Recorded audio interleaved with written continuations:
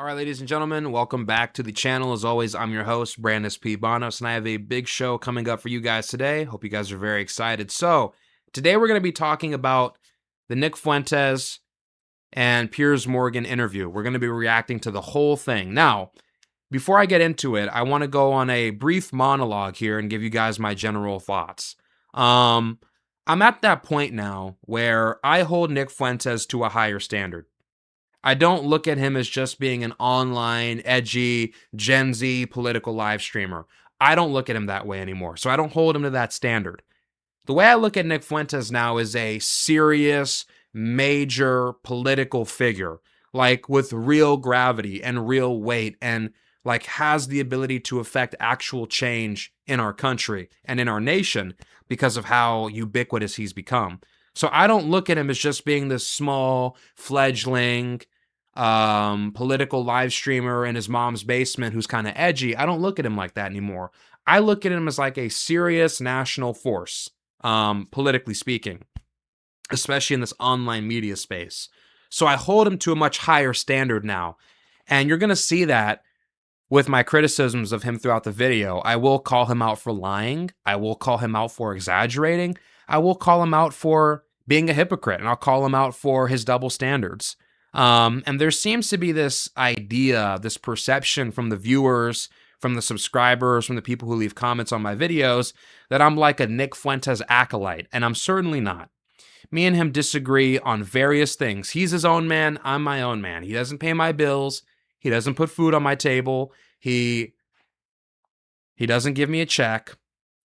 So me and him are separate. And do not mistake me for him. I have my own thoughts and my own opinions on my own individual, and so is he. And we are radically different on various things. You know, he has a more racialist and a more base opinion on cultural matters than I do.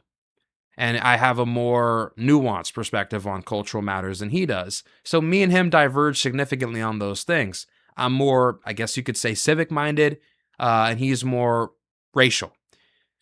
So that's a big difference right there. That's already one off the top. But you guys have to understand, I'm not like a sycophant for Nick Fuentes. A lot of the people who watch my videos are sycophants for Nick Fuentes. I'm not. And that's why I reserve the right to criticism, criticize him, and hold him to a higher standard than many of you guys would. Once again, I'm my own man. So just keep that in mind, bear that in mind as you're watching this reaction, because I do call him out and criticize him for many of the things he does and for being fallacious at many points throughout the video. But yeah, that's just my general thoughts. And then I'll tell you guys how I feel generally about this interview and what I think he did well and what I think he could have done better. So we're going to be reacting to the Nick Fuentes Piers Morgan interview. And I was listening to this while I was at work yesterday, while I was doing my deliveries. And, you know, it was very interesting. It was certainly very combative. And I always like that. It was very contentious. But I want to talk about the general praxis, which is to say, I want to talk about the general takeaway and how this affects our political landscape.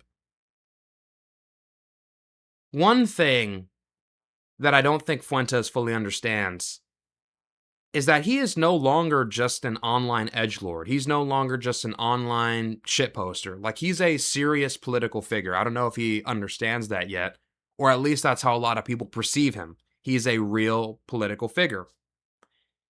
And so when he does this thing throughout the interview where Piers Morgan will ask him a question and he'll smile glibly and answer the question in a kind of facetious way, that works to an online audience. That works very well for the Twitter clips. That works well for the edits. That works well for entertaining the viewers. That works well for the groypers. But what he doesn't understand is that being unserious in an interview that is meant to be serious actually doesn't make you look credible. It makes you look unserious. It makes you look very online. And I don't think he understands how that harms his image. Like, long term, that's not the wise approach. Because the thing is, when you go into an interview and you're serious, it forces you to do one of two things. You either take a strong stance in the affirmative in regards to what you believe, or you kowtow and capitulate to the interviewer. But when you're serious in the interview, it kind of forces you to put your reputation on the line. And when you go into an interview and you're trolling and you're being facetious and you're making a lot of jokes and you're being provocative and you're being edgy and chauvinistic, you're not really staking anything. You're not staking your reputation. And the thing is, what he needs to understand is if he can go into these interviews and they hit him with all these clips, they're asking him about why you said this about black people, why you said this about Jewish people, why did you say this about women, why did you say this about Hispanics, right? Why did you say this about Muslims? If he goes into an interview and he addresses those questions in good faith and he addresses those questions seriously, it gives off the perception that he is a serious individual.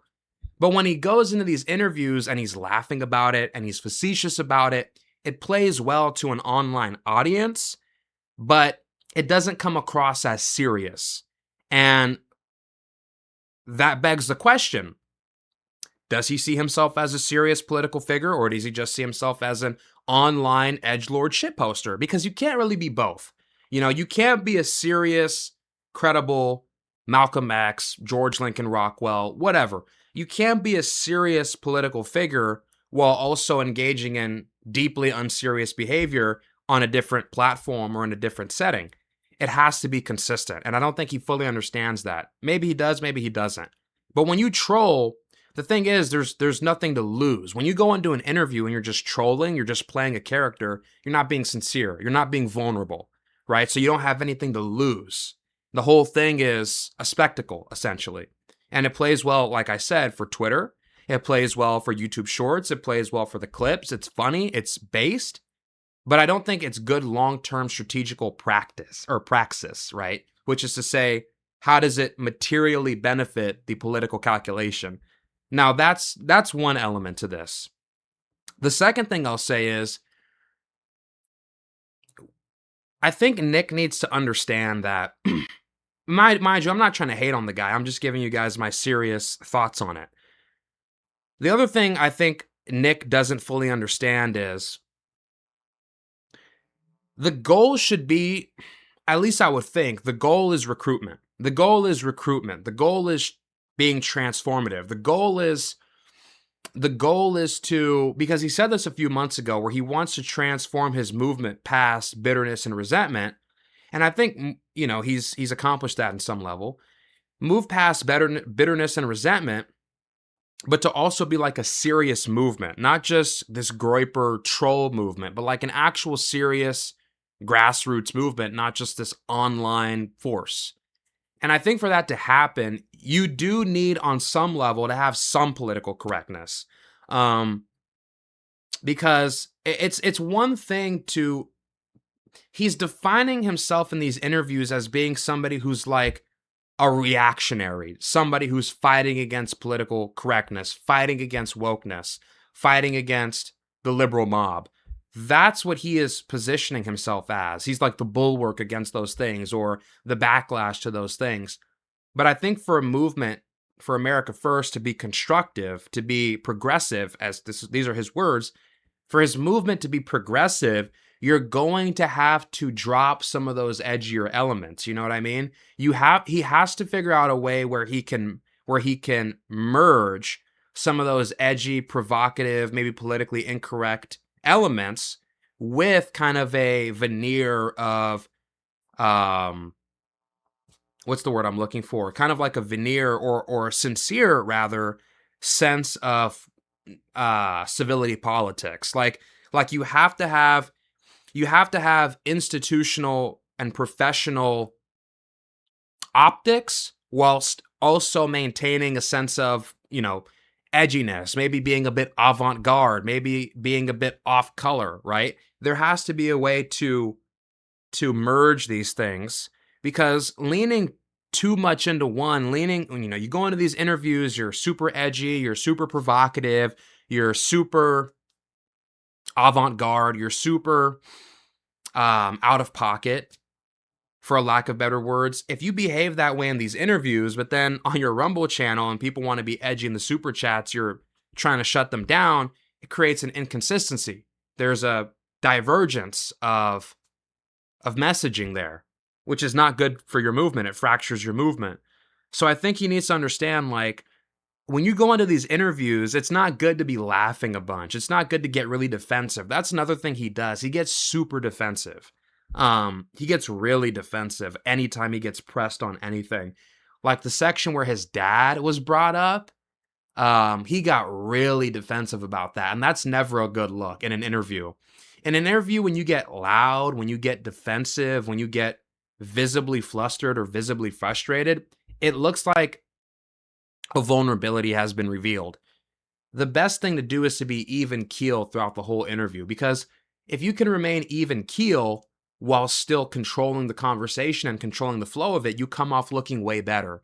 What he does is he gets very defensive. He gets very combative. He almost gets whiny. You know, he gets a bit whiny at certain points on there, and then he kind of just starts trolling. There was the point where he was being asked about how many Jews died in the Holocaust, and he's like, oh, you know what? It was 7 million. Oh, it was 8 million. It was 10 million. Obviously to troll because he was frustrated about the line of questioning. And I think you got to mature a little bit. You know, you have to mature a little bit. The defensiveness, the whininess, because it comes across petulant. The trolling, you're going to have to drop that if you want to be a serious political actor and be more than just like this online provocateur. Those are my general thoughts about Fuentes. Now, I will say this. What Fuentes did very well is he held his ground. He held his ground. And I think the way he answered a lot of these questions, it was just, he understands that the air and the culture that we're living, it's changed, right? He understands the moment that we're in a way that Piers simply doesn't. And what's interesting about this interview is you can see the generational divide. You can see the Zoomer versus Boomer divide in real time. Like that's kind of what this interview was.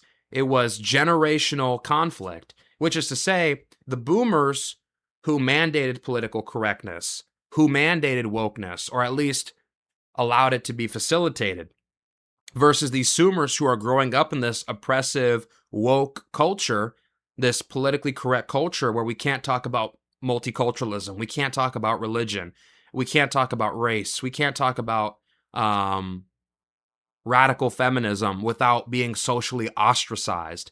And this kind of oppressive culture is creating this backlash. And I think what Piers does not fully understand is that we've moved beyond that. We've moved beyond the political correctness. We've moved beyond the censorship. We want to be able to express our thoughts. We want to be able to engage in edgy humor. Now, not myself per se, but when I say we, I mean my generation. So this is what Piers didn't understand. And I think Piers not understanding that, it's detrimental for Piers because he looks like this old, out of touch, liberal boomer. He looks like this old, out of touch, liberal boomer who's trying to tone police and he's trying to tone police and moralize everything that Nick says with the clips, with the wording, with the moral outrage. Oh, I can't believe you're a racist. Oh, I can't believe you're a misogynist. That's disgusting. This kind of high and mighty, haughty attitude that Piers Morgan has, it doesn't resonate with my generation. It actually comes off very out of touch. It comes off very, what's the word?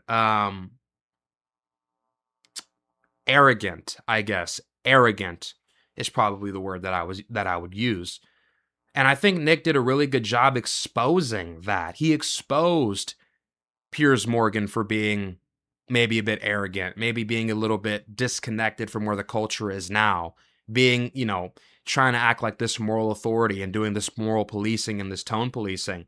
So I think that Nick did a really good job pushing back on that and really exposing that culture and that way of thinking as being, completely ridiculous and completely absurd. So credit where credit's due. He also didn't run away from his beliefs. He stood on them. So I got to give him credit for that. Anyway, so those are my general thoughts. That's just how I feel about it. I want to keep the monologue pretty short. I don't want to keep monologuing too much longer. But with that said, we're going to go ahead and get into this reaction. And I hope you guys enjoy it. It was a heck of an interview, that's for sure. Let's go ahead and get right into this. Nick Fuentes joins me now. Nick Fuentes, welcome to Uncensored. Hi, great to be with you. I don't know you. I don't think we've ever met. You can correct me if that's wrong. I know about you. I know that increasingly people are talking about you in a more mainstream environment than you may be used to. So for those of you who know nothing about Nick Fuentes, I want this to be an opportunity to get to the real person.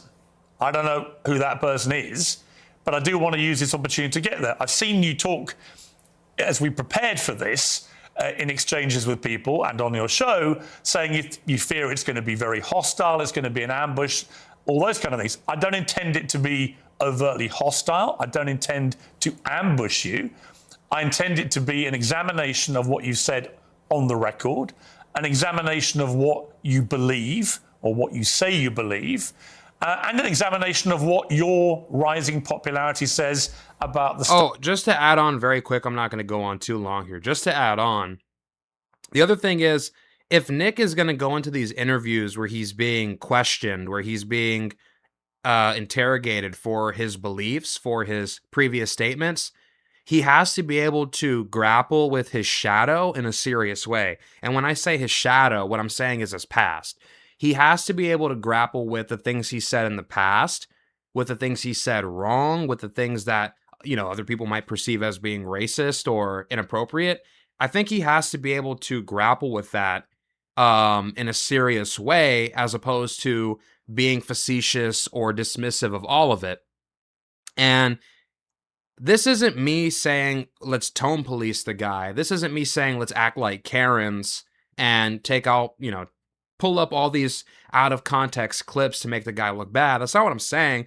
But what I'm saying is, if somebody pulls up a clip of him saying something that would offend a black person, and somebody goes, hey, what do you mean by this? Is this reflective of your general beliefs? How do you feel about black people in general?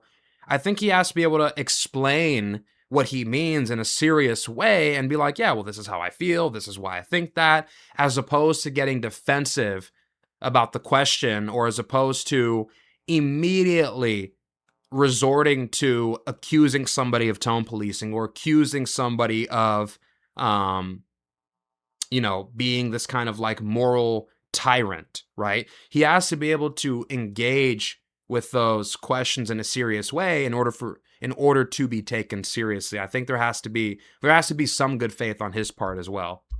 State of the conservative movement in America. So those are my goals from this interview. What are your goals? Why are you doing it? I thought it'd be interesting. And, you know, you've talked a lot about me on your show over the years, and this is the first time you actually extended the invitation. I think it might be the second, actually. I think we talked about doing it during A24 a few years ago, but you've talked a lot about me with the panel, and now you've extended the invitation to talk to me. And I think it'd be interesting for me to maybe clarify some positions and maybe get to know you a little better as well. So I'm looking forward to it. There is a belief that you have two personas. There's one that you roll out now for podcasts and for shows like mine, where you come across as reasonable. And then there's your show on Rumble, where you often come across as having, you know, a very unreasonable view on things. This is what Coleman Hughes said about you. Nick Fuentes knows exactly what he's doing. He is consciously playing this double game as part of a long-term strategy to become popular enough to take the reins of power, at which point he plans to pivot towards the extreme and unpopular policies that he advocates daily on Rumble. So first of all, what is your response to that? Well, first of all, I would say that Coleman Hughes is a propagandist. He works for the Free Press, which is run by Barry Weiss. So I think that's, you have to consider. This was a really good answer. I think this was a really, really, really, really good answer, because he didn't get on the defensive, but he went on the counteroffensive by accusing the source, by attacking the source, by accusing Coleman Hughes of being owned, essentially being controlled by Barry Weiss. Consider the source. And Barry Weiss is a pro-Israel partisan. Free Press is just bought out by CBS for $150 million by Larry Ellison or his son, David Ellison. And so I Right. think that's coming from a particular point of view. We can't. Right. Yeah. See, that was a really good rebuttal, because had he accepted the premise of him being two different people on two different platforms, or at separate times when he's on his show versus when he's doing interviews, had he accepted that premise and had he accepted that critique and the source of that critique as valid, it would have forced him into a defensive posture. But going on the counteroffensive and being like, well, hey, Coleman Hughes isn't even a valid source to begin with, that was really good rebuttal, really sharp from him. And if he had maintained this throughout the whole interview, it would have been good. But you'll see later on, he starts to get kind of, well, we'll talk about it. Pretend like that's coming from a vacuum or from some fixed position. That's coming from a propaganda outlet that's in favor of Israel. That's first. But second, I would say he is right about the two personas. And I think that everybody understands this on some level. On my show, I make jokes and I use rhetoric and I'm hyperbolic because for a long time, I had an audience that was small on these like dissident platforms. I was on D Live for many years. A lot of people don't even know what that is. And so I had a small following, and we had sort of like an in-group sense of humor and memes and things like that. And you talk about it one way on a freewheeling live stream when I'm by myself and I'm ranting, and we make jokes and we play devil's advocate. We play with different positions. But then when you sit down in an interview like this one, and people ask me a good faith question, what do you actually believe? Well, then I clarify and I say, well, here I'm not joking. Here I'm not being hyperbolic. I'm not being rhetorical. I'll tell you precisely what I believe. As far as this idea that I'm going to get power and then turn into Hitler, that just sounds totally insane to me. I'll be honest. It just sounds insane. Do you have aspirations for political power? Not really. I think that if I wanted to run for office, I wouldn't say a lot of the things that I say. I don't know that a lot of people would vote for me. I tend to offend everybody, even a lot of people that like me. So no, I'm a truth teller. I like to tell the truth. I like to do my live stream. Who is Nick Fuentes? Tell me about your upbringing. I know you grew up in the suburbs of Chicago. Tell me about your early years. Or early how? Like my childhood or a little bit your later? Childhood, yeah. Well, I grew up in the suburbs of Chicago in LaGrange Park, as you say. My parents are ethnics. My father's half Mexican, half Irish. My mother's Italian. And they both came from a pretty rough upbringing themselves. They both were raised by single mothers, not because of divorce, but because both of their fathers had died. They endured a lot of dysfunction. And I think that's one of the reasons they came together and they related to each other, and they wanted to create a normal upbringing for their children. They wanted to have a normal family life. And so they moved out to LaGrange Park away from the city, and they raised me and my sister and really put us first. I think that's a big reason why I tend to have a lot of these family values or Christian values. My mother quit her job and stayed at home to raise us. And so I have a very close relationship with my parents, with my sister. We're a very tight family. And we grew up in a pretty idyllic town. And maybe we can sort of get into a conversation about politics from this. I loved my upbringing. My mom stayed at home. My dad was working. We're in a mostly white suburb in Chicago. I was maybe half Catholic, half Protestant. It was a baseball town. I played baseball for many years. In Chicago, we love our hot dogs. We have our baseball parade and get a hot dog. And so I love where I came from. I love the city. It's a working class city. I love the people here. They're very good, humble, down to earth, decent people. And I guess I had my political, not to jump ahead, but this is a big part of where my political awakening came from. I sort of left this bubble, if you could call it that. When I went to college in 2016, I went to Boston University.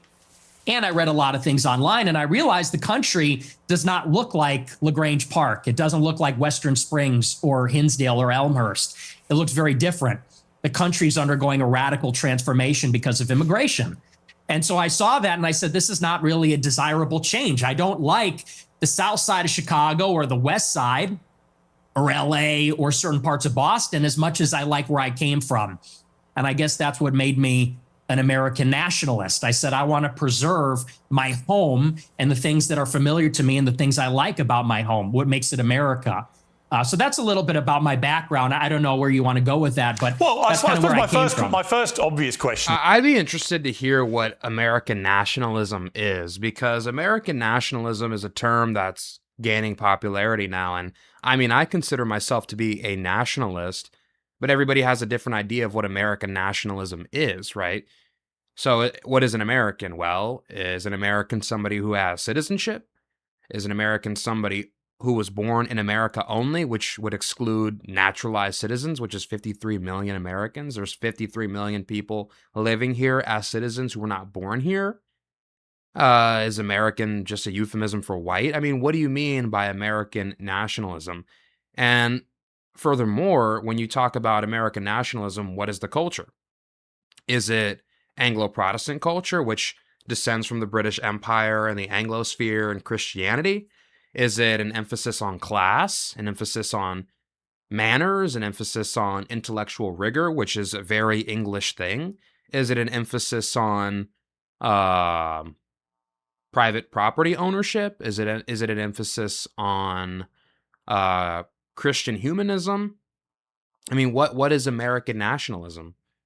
Is it an emphasis on the Protestant work ethic and making English and Anglo-Protestant culture the nucleus of our country? Like, what do you mean by American nationalism? I'd be very interested to hear what he means by American nationalism. Because when I hear that term, I think economic nationalism, I think tariffs, I think protectionism, I think strong borders, I think mass deportations, I think fighting against feminism, I think Christian humanism, I think emphasis on the family and the nuclear family as being the most important unit of society. When I think about American nationalism, I think about English and Anglo-Protestant culture and an emphasis on class, an emphasis on wealth, an emphasis on enlightening oneself and self-actualization, which is a very British idea. I think about those things being a huge part of our country's culture, about a huge part of American identity. I think about Anglo-Protestant culture being the nucleus of the country. So when I hear American nationalism, that's what I think. Strong borders, strong Anglo-Protestant culture, Christian values, immigration restrictionism. That's what I think when I hear American nationalism. I'd be interested to hear how he defines it. But anyways, and when we think about American nationalism, also, are we talking about remigration? Like, are we remigrating people who are American citizens but are not nationalists and do not identify with the nation of America? You know, these are important questions because a lot of Somalians don't identify as American. They identify with a separate nation. Same is true with a lot of Mexicans and a lot of even Eastern Europeans who live here, Armenians, Romanis. A lot of them don't really identify that closely with America. You have plenty of people living here who don't wholly identify as American or don't see themselves as being fully American. So when people say American nationalism, I'd be very interested to hear what specifically that means. I don't know.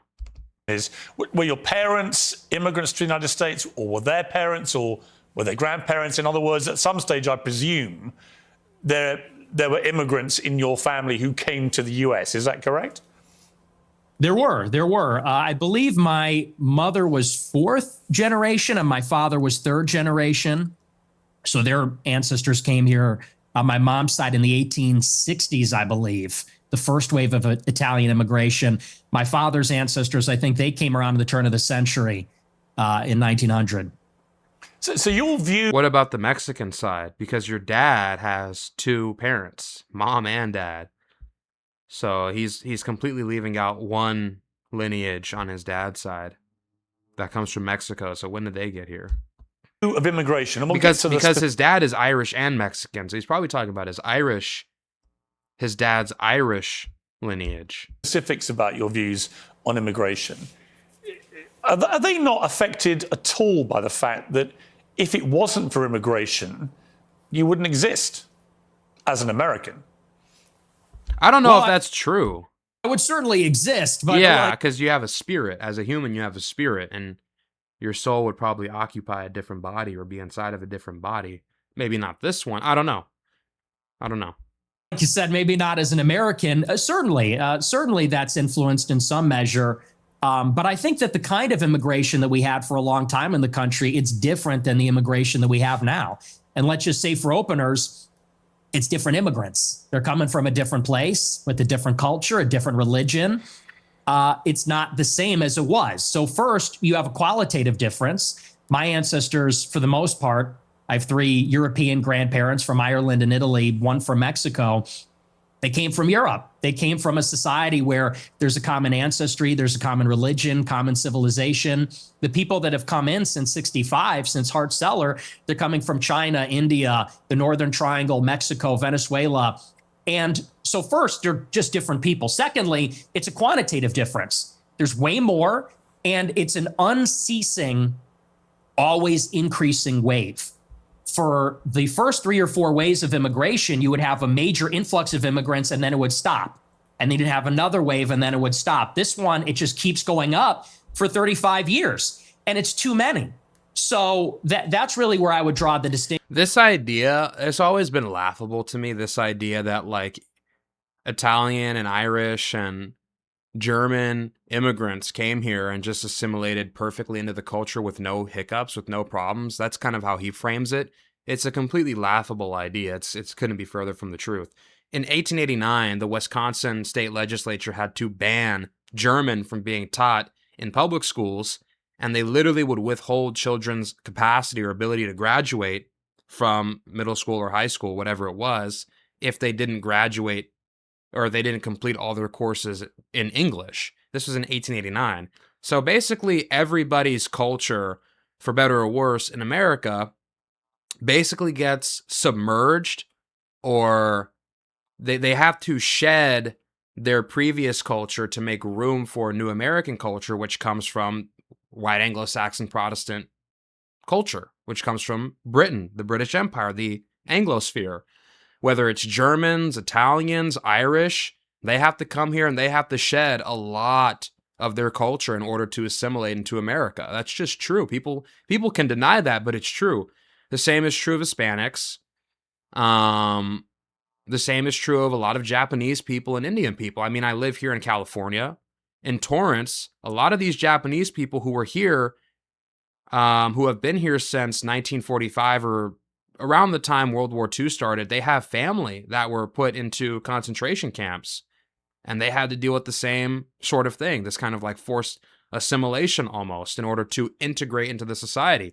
If you want to work, if you want to make money, if you want to network with people, a lot of times you got to assimilate. That's just how it is. So I agree with what he's saying to an extent. This kind of idea that like people come here from Europe or previously came here from Europe in earlier immigration waves and just assimilated, fit right in like 2 pieces, like 2 perfect fitting puzzle pieces. It's just not true. And with the Chinese people and the Indian people, yeah, it is harder to assimilate. I guess I would assume it takes longer because they have different religions and many of them speak different languages, which is true, which same is true with the Italians. But the thing is, it isn't European. That's the thing. These aren't European cultures, with China and India. So there's a kind of a tension there. You know what I mean? There's a kind of a tension there because European Christian culture, it's kind of like this big dominating. It's like this pool. When you come to America, one way or another, you're thrusted into it.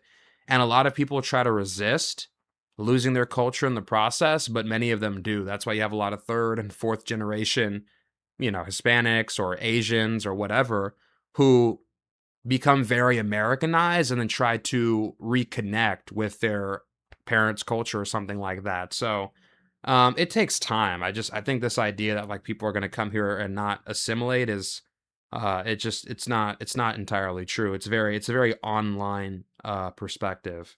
Obviously there is that to some extent with like 1st, 2nd, in some cases 3rd gen immigrants from non-European countries, but by around the 3rd or 4th generation, a lot of them basically are fully Americanized.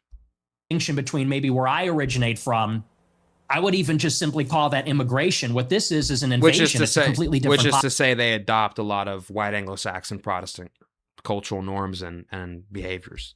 Policy. But you can't mentioned even call it the same but thing. you mentioned Mexico in that list, and your father is half Mexican. So Yeah. I mean, by your criteria, part of the invasion would include your father, presumably, and his. I'm third generation. Well, my mom is black. My dad is Hispanic. My mom's ancestry goes back hundreds of years in this country. Choctaw, African American slaves. My dad's side, they come from El Salvador, and I'm third generation. And I get criticized for this, but it's just true. I've been definitely, like, I don't know, fully Americanized, probably fully Americanized, but definitely heavily impacted by white Anglo-Saxon Protestant culture, for better or worse. Immediate descendants who came from Mexico. Not really true, because when my father's ancestors came here, it was a small fraction of the total immigrants that came from Mexico. I don't believe that we should have zero immigrants forever, or even zero immigrants from non-white countries. But you have to draw the distinction. My father's father, he was here in the 40s and 50s. It was his parents, or I believe either his parents or grandparents, that came here even earlier. Up until 1965, 90% of the immigrants were coming from Europe. I have no problem with that. If we have 10% of them coming from Mexico or Latin America. It's just this idea that all European countries and cultures are the same. I guess there is a lot of similarities with, not with culture, but definitely with, because Europe, for the vast majority of its history, was not unified. That's a complete pipe dream. But yeah, no, I guess the idea that, like, Europe was always this unified bloc it's just not true. But they do all, for the most part, practice Christianity. They've been thoroughly Christianized. But it wasn't that way with the Germanic tribes or the Nordic Vikings. Like, they had to be completely wiped out and completely subjugated by the Catholic Church and be fully Christianized before they could fully assimilate into this broader, I guess, pan-European Christian culture. But that took centuries, Maybe that's reasonable, but that's not what it is now. Now you've got 10 million illegals in 4 years under Joe Biden, and you got millions more legal immigrants from China, India, Venezuela, El Salvador. And it's so many with no break for assimilation, and they're all from non-white countries. It's transforming what America is. And again, that's the distinction. That's what makes it unacceptable. I always believe everybody is a product of their environment. Right? I've interviewed thousands of people. Maybe 3, 4, 5,000 people from all different walks of life. But the one common theme I would say is everyone's a product of their environment. And I was reading some stuff about you in the last few days. There was an episode of your podcast where you talked about your father, Bill Fuentes, and how he wouldn't take the family, including you, to certain restaurants because he believed they were associated with African Americans. We would be deciding where to go to eat, you said. What are we going to do for dinner tonight? It was a running joke. Me and my sister would say Applebee's, and my dad would say we would never eat at Applebee's. Not in a million years should you be caught dead, Fuentes said about Applebee's. Go to a different restaurant, a local restaurant. No Applebee's, no Red Lobster. That is commonly known as black fare. And you also shared another story about your family and restaurants. It said, before me and my sister were born, my family had a saying about Olive Garden that contains the N-word that we're not allowed to say. So my question, based on that anecdote that you say on your own podcast, is do you think you grew up in a racist environment, that your father was inherently racist, and that thought process moved to you? Well, I would say it's a new low. I've been attacked for being a racist many times, but to attack my father, to attack my parents based on anecdotes, I would say that's See, like, that's a bad response. That looks weak. That looks kind of weak. I don't know if he should have responded like that, because it's a totally fair question. That's a totally fair question. Like, it'd be different if Piers had gone through some of Nick's enemies or adversaries like Milo or Laura Loomer to get this information and then brought it up on a live interview that 100,000 or 200,000 people were watching concurrently. But to take a transcript of something that Nick Fuentes has said on his own platform and then ask him about it in a interview where you know you're going to be asked about things that you've said in the past on the record, to then act like, oh, you're attacking my family now. It's like, that's I don't know. That's kind of cowardly. That's kind of, yeah, that comes off to me as a bit chicken. Like he's not attacking his dad either. He's asking him if his dad's racism, I guess, or his, I guess, anti-black perception influenced his politics. That's a totally fair question. Totally fair question. I don't, and then he's laughing about it too. Like, this is what I mean. You got to be serious, man. Nick, you got to be serious. This is a serious interview. Hang on, it's your anecdote. Yeah, but he's not here to defend himself. You are. And my parents are. You told the story. And I will. It's not about having to defend his dad, or it's not about his dad having to defend himself. He's asking how this impacted your thought process, your politics. It's not attacking his dad. The fact that he immediately interpreted that as an attack on his dad, I don't know.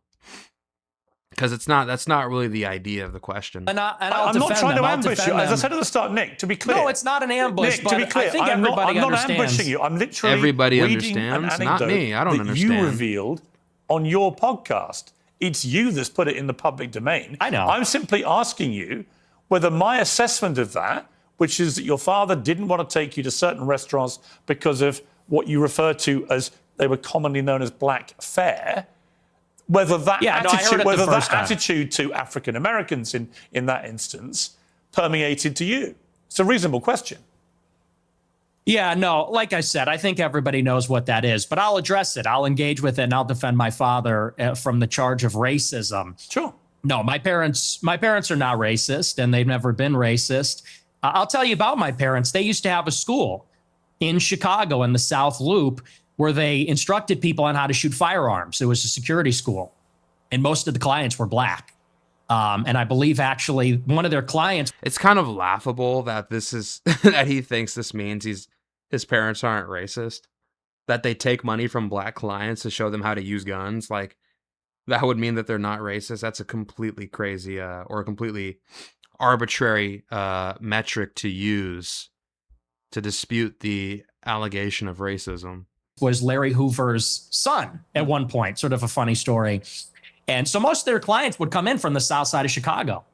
My grandmother, she grew up in the projects in the city. And so my family, being in Chicago, being ethnics, being Italian, Irish, Mexican, in the west side on Taylor Street, all over the city. My family for many generations have lived near and around black people. And look, my views about black people and their views about black people are shaped with experiences with black people. And what they will tell you, what my parents would say if they were here, is that for many, many years, the older generations of black people were very respectful, very humble, very decent. In fact, my grandma used to have an anecdote. She grew up in a lot of dysfunction. Her mother was mentally ill, and they would be having dinner in the projects, and there'd be so much chaos and dysfunction and disagreement and fighting. And she would look across the way out the window at a black family in the other apartment, and they'd be holding hands around the table saying grace. And this is sort of the culture that used to prevail. But now what you have in the city is that there's no accountability for the black people. And now Chicago has become a complete dump because these teenagers go out and they take over the city. But you'd have to ask yourself, what caused that transition? Did it just happen by coincidence? Like, what? It's like, that's what doesn't make sense. Like, he's saying it himself. He's giving away the game. At one point, black families were intact. They were very religious. They were very mannerable. And then in a span of 40, 50 years, something changed.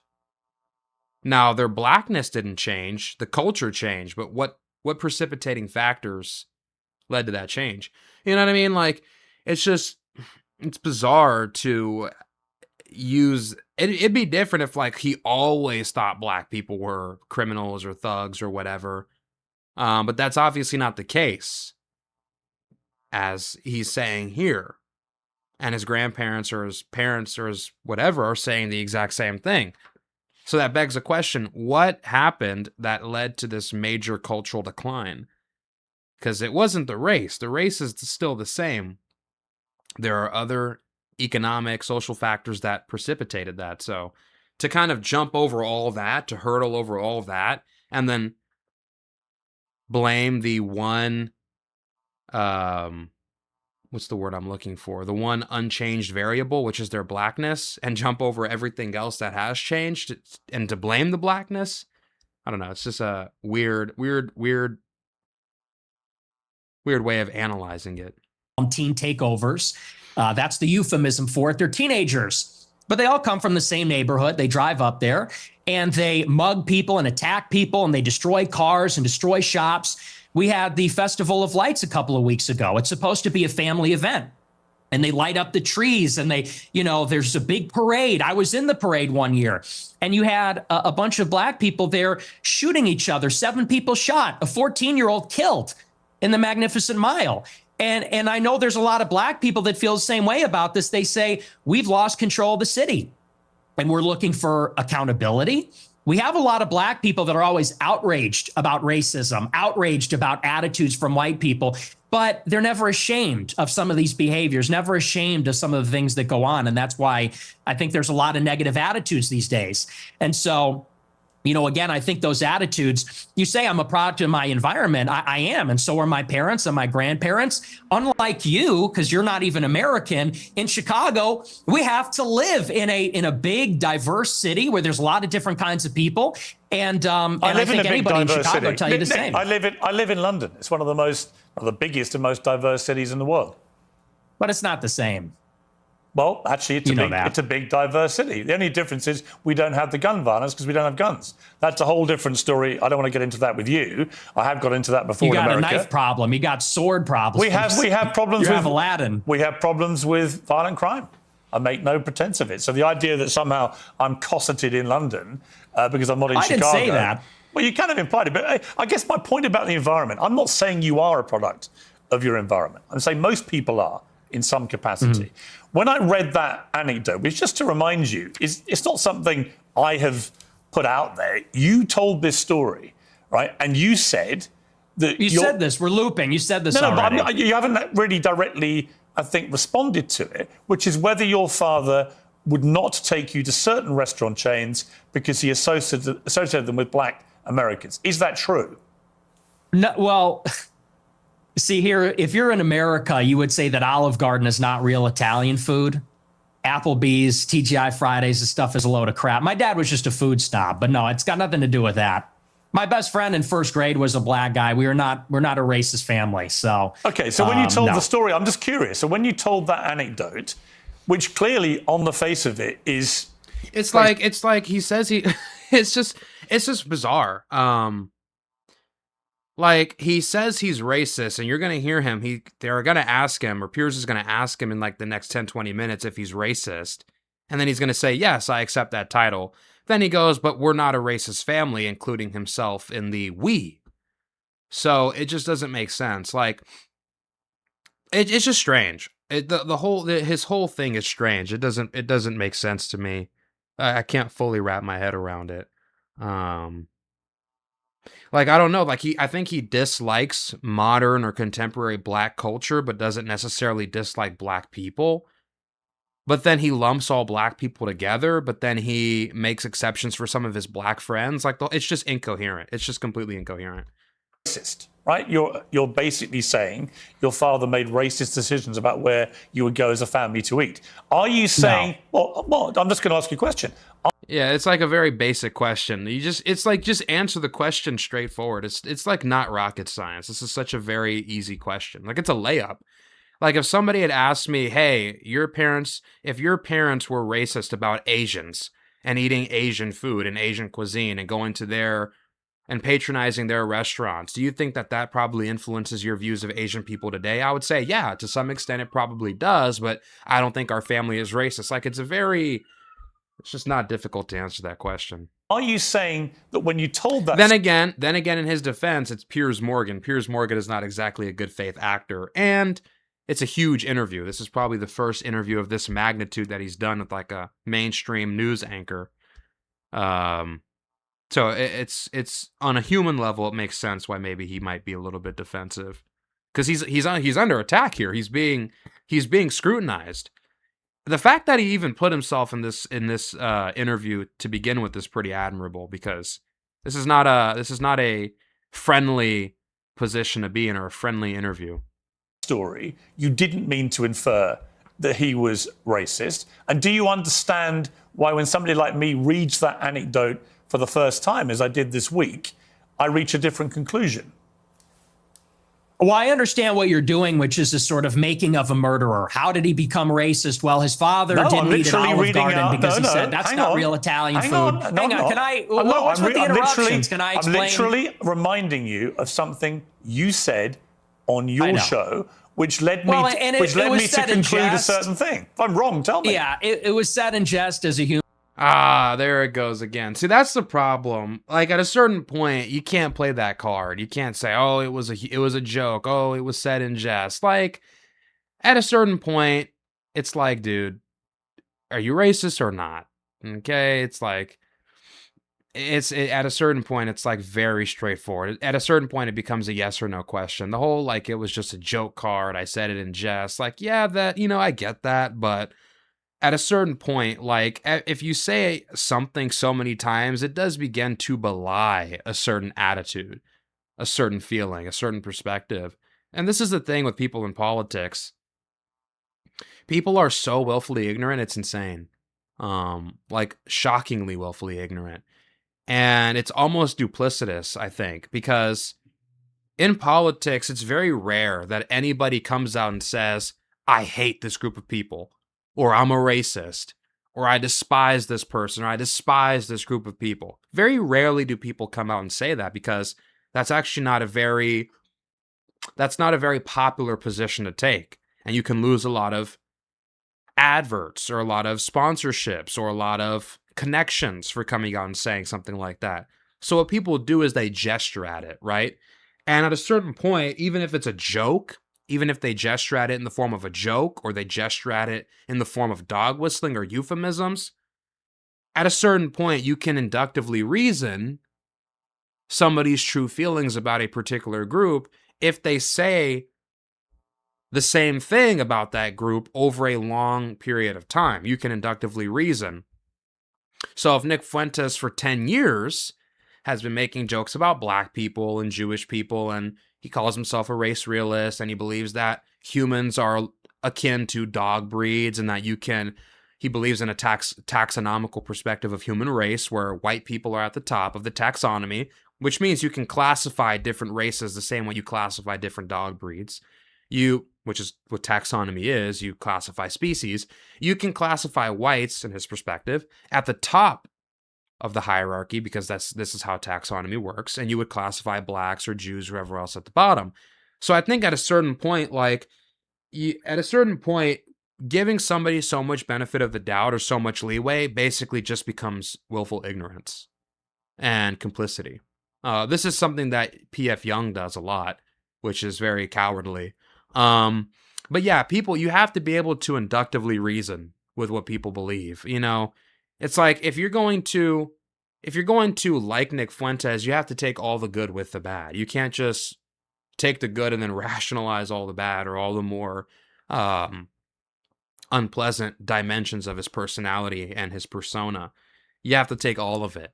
So yeah, you have to be able to inductively reason what a particular group of people, or what a particular person believes about a particular group of people, because if not, we'll never be able to get anywhere, because people always have just this unlimited source of plausible deniability, and they can always just say, pull the joke card, which I'm honestly beginning to think that's a bit cowardly. Humorous anecdote, and now you're trying to spin it into a narrative, which is his parents. Like, he needs to just do what Gypsy Crusader does. Like, Gypsy Crusader just comes out and says it, which is, it's more manly, it's more masculine, and it's more respectable. From a long line of racists, and I think everybody knows my parents are boomers. Mm-hmm. And these people well, you're a boomer, I guess, too, in a way, 60. right? You were born in 60. 19? Yeah. So you're a boomer also. or maybe you're a Gen Xer. I suppose it's sort of on the cusp.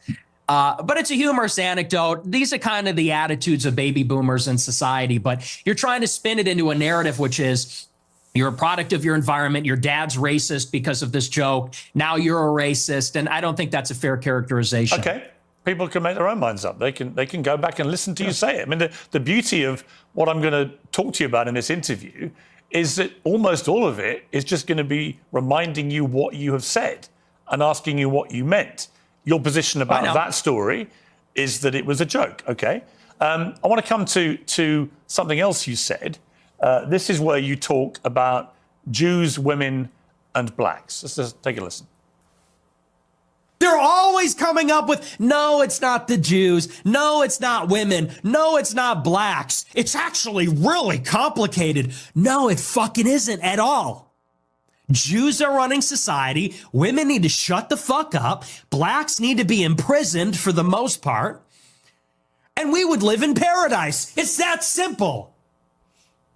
Okay. Would you like to clarify what you meant there? That's all true. That's 100% true. Now, notice what he's going to do here. He's going to do a Mott and Bailey here. So he's going to stake out the Mott, which is all blacks or the majority of blacks should be in prison. Piers is then going to press him, okay, what percentage? And then he's going to say, I don't know, all the criminals, which is not most blacks, by the way. Criminals and blacks are not the same thing. That's the Bailey, which is the weaker claim. And then Piers is going to say what percentage? Then he's going to say, I don't know, 5%, 20%, which is another Bailey. And what a Mott and Bailey fallacy is you stake out a strong claim, and then when somebody presses you on the strong claim, you adopt a weaker version of that argument that's more watered down, that's more easy to defend after staking out the big claim. So watch what he's going to do here. Everything I said in that clip is true. Okay. Including By the way, he's saying everything he said in that clip is true, literally.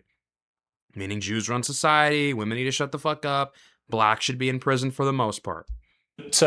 Blacks need to be imprisoned for the most part. Yeah. Okay, yeah. He's saying yeah, so that's the Mott. So that's the Mott. The Mott is the strong, bold claim. Some would say that's outrageous, but that's the strong, bold claim. That's the Mott, right? Yes. So he's taking the affirmative that most blacks should be in prison. All of them? No, for the most part. What does the most part mean? What percentage of American blacks would you like to see in prison? Whatever the percentages of the murderers, I think it's one. Now he's saying murderers. So murderers and blacks are not the same thing. There's a difference there. Okay, so now he went from saying blacks should be in prison for the most part. Now he's saying just the murderers. That's the Bailey. That's the weaker argument. 1 in 20. Now he's saying 1 in 20, and 1 in 20 is not most blacks. See, this is the problem. Because on his show, he goes out and says all these things about blacks and whatever other group happens to be the punching bag on that particular night. He makes outrageous, hyperbolic claims about them. And then when he gets pushed on those outrageous, hyperbolic claims that people take literally, then he retreats to an easier to defend position so he looks more moderate. That's called the Mott and Bailey. He does this all the time. It's one of his most famous tricks. So anyways, you had to be able to defend the Mott. If you can't defend the Mott, then don't say it to begin with. You can't say black should be in prison for the most part, then say only the criminals, and then when asked, well, what percentage are criminals, you say 1 in 20, which is to say only 5%, which is not most blacks. And even then, I don't know if that statistic is real, but it's just completely... Anyways... Men will commit a murder in their lifetime, so maybe let's say that 5%. And it's just like we're not even having the same argument here. First it was most. Now we've shifted to a completely different argument now. We've completely moved the goalposts. Now we're talking about 1 in 20 and only criminals, which is a very small subset of the black population, but he's already moved off the Mott. So that's just a loss right there. Oh, so you're talking about black people who murder people? Yeah. Yep. Oh, absolutely. Yeah. But you didn't say that. That's You the just crime said problem. blacks need to be imprisoned for the most part. You didn't clarify that you were talking about black murderers. Right. No, you're right. That's a good addition. See, now he's going to do this thing where he laughs and acts sarcastic and tries to play it off after defending it initially and saying, oh, 100%, that's all true. I defend everything in that clip. After being pressed on it and retreating from the initial argument, he's going to try and laugh it off. This is the reason why, if you're Nick and you want to be taken seriously, you have to be a serious person.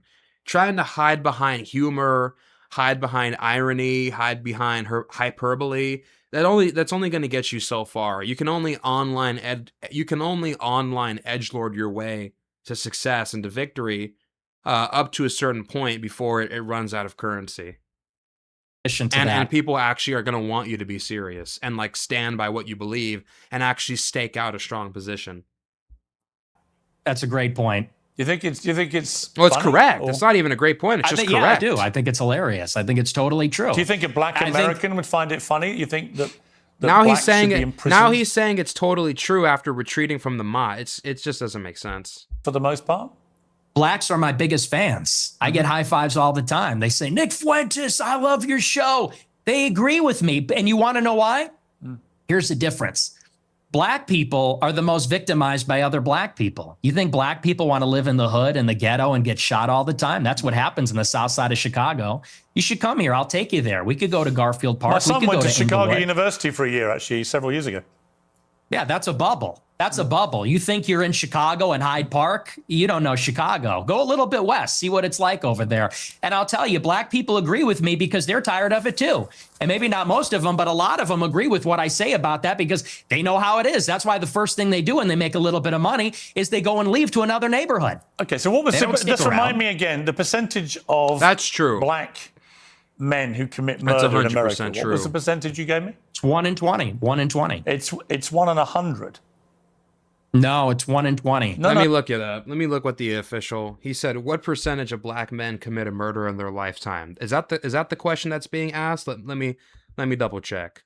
1 in 20. It's men who commit murder in America. What was and the percentage of black men who commit murder in America? What was the Okay, the percentage of black men who commit murder in America.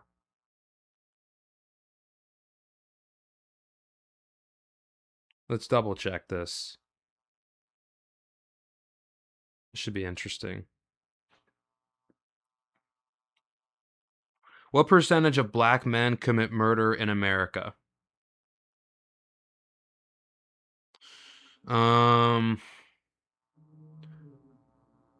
Let's see. 21 out of every 100,000. Interesting. 21 out of every 100,000. But okay, let's rephrase this. What percentage of black men commit murders in their lifetime?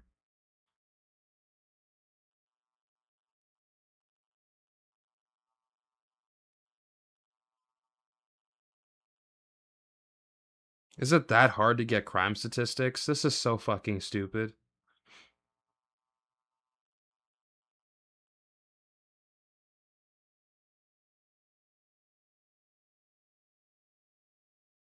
Great. Now I gotta. This is ridiculous.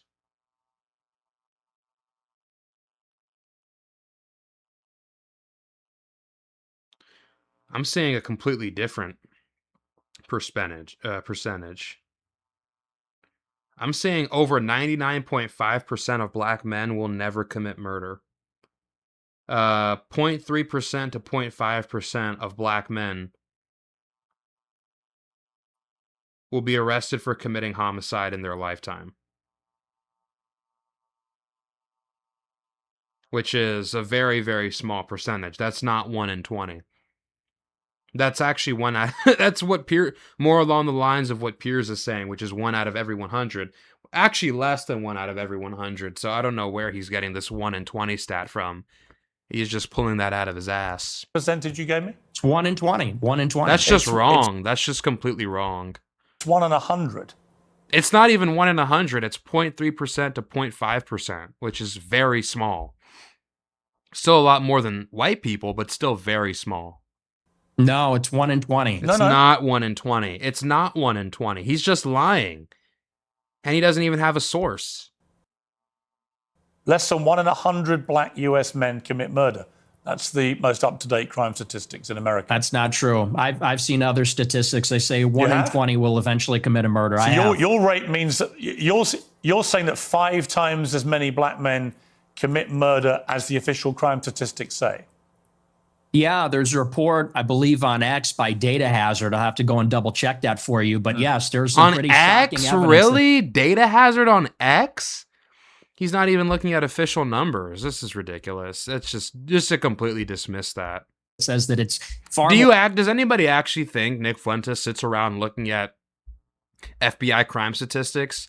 Obviously not. He probably just does a quick Google search and decides to whatever the highest number is, he just runs with that because it fits his ideology. You would think. Okay, but you would accept that the official crime statistics are 1 in 100, or you wouldn't accept that statistic? I don't know. I don't have it in front of me, but I've seen other evidence. Like I said, Data he doesn't Hazard know. on X, So he I doesn't believe, even produced know. a report about a year ago. It said 1 in 20. But I mean, whether it's one, he doesn't know, but he says it as if he's certain. It's the funniest thing ever. He has no idea what the fuck the official number is. That's crazy. He has no idea what the number is. 20 or 1 in 100. That's a lot of people, Piers. 1 in 100 is a lot. People Yes, commit 1 in murder 100 is a lot, but it's not 1 in 20. Well, they do, don't they? Okay, but it's about proportionality. I mean, white people are 65% of the population. Blacks are 13%. Mm-hmm. And I think anybody would tell you that more black people proportionally commit violent crime than white people. And let's keep this in people mind. vote with their feet. Piers has completely pushed him off the initial point. So Piers has thoroughly won on this. Maybe not optically if you're a simpleton and you're not paying attention, but optically, Piers has completely, thoroughly refuted Nick's position on this. Like, thoroughly. Like, initially he said most black people should be in prison. And then when he was asked to confirm that, he did. He was asked to defend that once again, and he took the affirmative position. Now we're talking about a small fraction, 1 in 100, maybe 1 in 20, which is completely untrue. But we're talking about a very small percentage of the overall black population that we're talking about here. So completely moved off the initial claim of most blacks needing to be in prison. So he's just completely lost this point. People would rather pay a much higher property tax. Most mass shootings. What's with the interruptions? I'm sorry. Thank you. I appreciate that. You know, you look at in Chicago, in New York, these neighborhoods are so stratified. People would rather pay a high tax rate. They'd rather pay a much higher property value to live in a less diverse, less black neighborhood because they don't want to live around the violence. And I think that when you look at even on the public transit, the subway, the blue line, you know, people don't want to go there because they know who occupies and menaces the public transit. It is these people like Daniel Penny had to deal with. It's people like Irina Zarutska had to deal with. And that's just the uncomfortable reality. That is true. You've also said you don't want to live near black people. Let's take a listen to this clip. I'm a new generation of white person. I'm not living around blacks. Sorry. You know, I want white kids, and I don't want my white kids bringing home black people to marry. It's racial for me. And call me racist. Oh, very Christian of you. I don't give a fuck. I mean, it couldn't be clearer, really, unless you want to say that's another of your jokes. But you're basically saying, yeah, I'm a racist. By the way, to unironically bring up the Christian thing in that clip is a big self-report, because he could have just said that without bringing up the, oh, that's not very Christian of you talking point, which he knows is a counterpoint to his perspective on race. But the fact that he even brought it up in the first place reveals that he's self-conscious of it, and how this conflicts with his own Christian universalist worldview, and how his racial views kind of diverge from that Christian universalist perspective, which reveals that he has a dual consciousness about this, and that he chooses to prioritize his racial views over Christian universalism, which is a big self-report.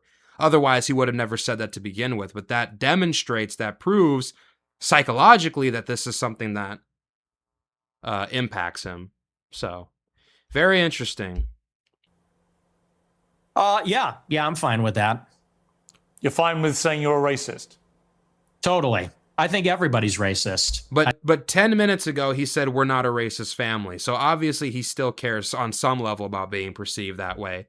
because it goes against he knows on a deep primordial level, on some level, it goes against his Christian ethics. He knows that. But he has to play this role for the camera because he's been doing this for so long. Very funny. I think everybody, if we're being honest, is racist. I think everybody, the only people that aren't racist or pretend not to be are white people to their detriment. Everybody else is racist. But That's not true. That's bullshit. There's blacks and Asians and Hispanics who are very liberal, very individualist. I'm one of them. That has no ill will towards white people. So this whole idea that like white people are the only ones who aren't racist to their detriment, completely ridiculous. Although I will say this in his defense, I do think that in America, especially with black folks, I think a huge part of black culture is and the ethos of black culture in America and the black psyche is a resistance to white hegemony, is a resistance to assimilation into white Anglo-Saxon or Anglo-Protestant culture. There's a huge reflexive resistance to that within black culture that does not exist anymore, I think, to the same magnitude within white culture, at least within, more moderate or liberal white individuals. I don't know about conservatives. I don't know how conservatives feel. Conservative whites or right-wing whites feel about their children marrying black folks. I can only assume they're not crazy about it. But black culture in America, it's very reactionary. It's very tribal. It's very in-group. And you feel that pressure as a black person to conform, which is why I don't identify with black culture. I mean, I am black, and I see myself as black and Hispanic, but I don't identify with the culture because what comes with it is this inherent expectation to oppose whiteness, or you're positioned like in this diametric or in this dichotomy where there's blacks and whites, and we got to look out for each other and avoid assimilation, which is why people get fried for having, I lived around it in Virginia. If you're black, you get fried for having a white girlfriend oftentimes. Or there's a lot of pressure around marrying someone who's black, or you'll get fried if you marry or date someone outside of your race for cultural reasons. And it looks like you're being whitewashed, and you get criticized for that. So definitely there is something in black culture around, kind of an opposition to whiteness, which I actually don't think long-term is very fruitful, but, that's a separate point. But no, this idea that only whites to their death, it's just the way he frames everything. It's so ludicrous.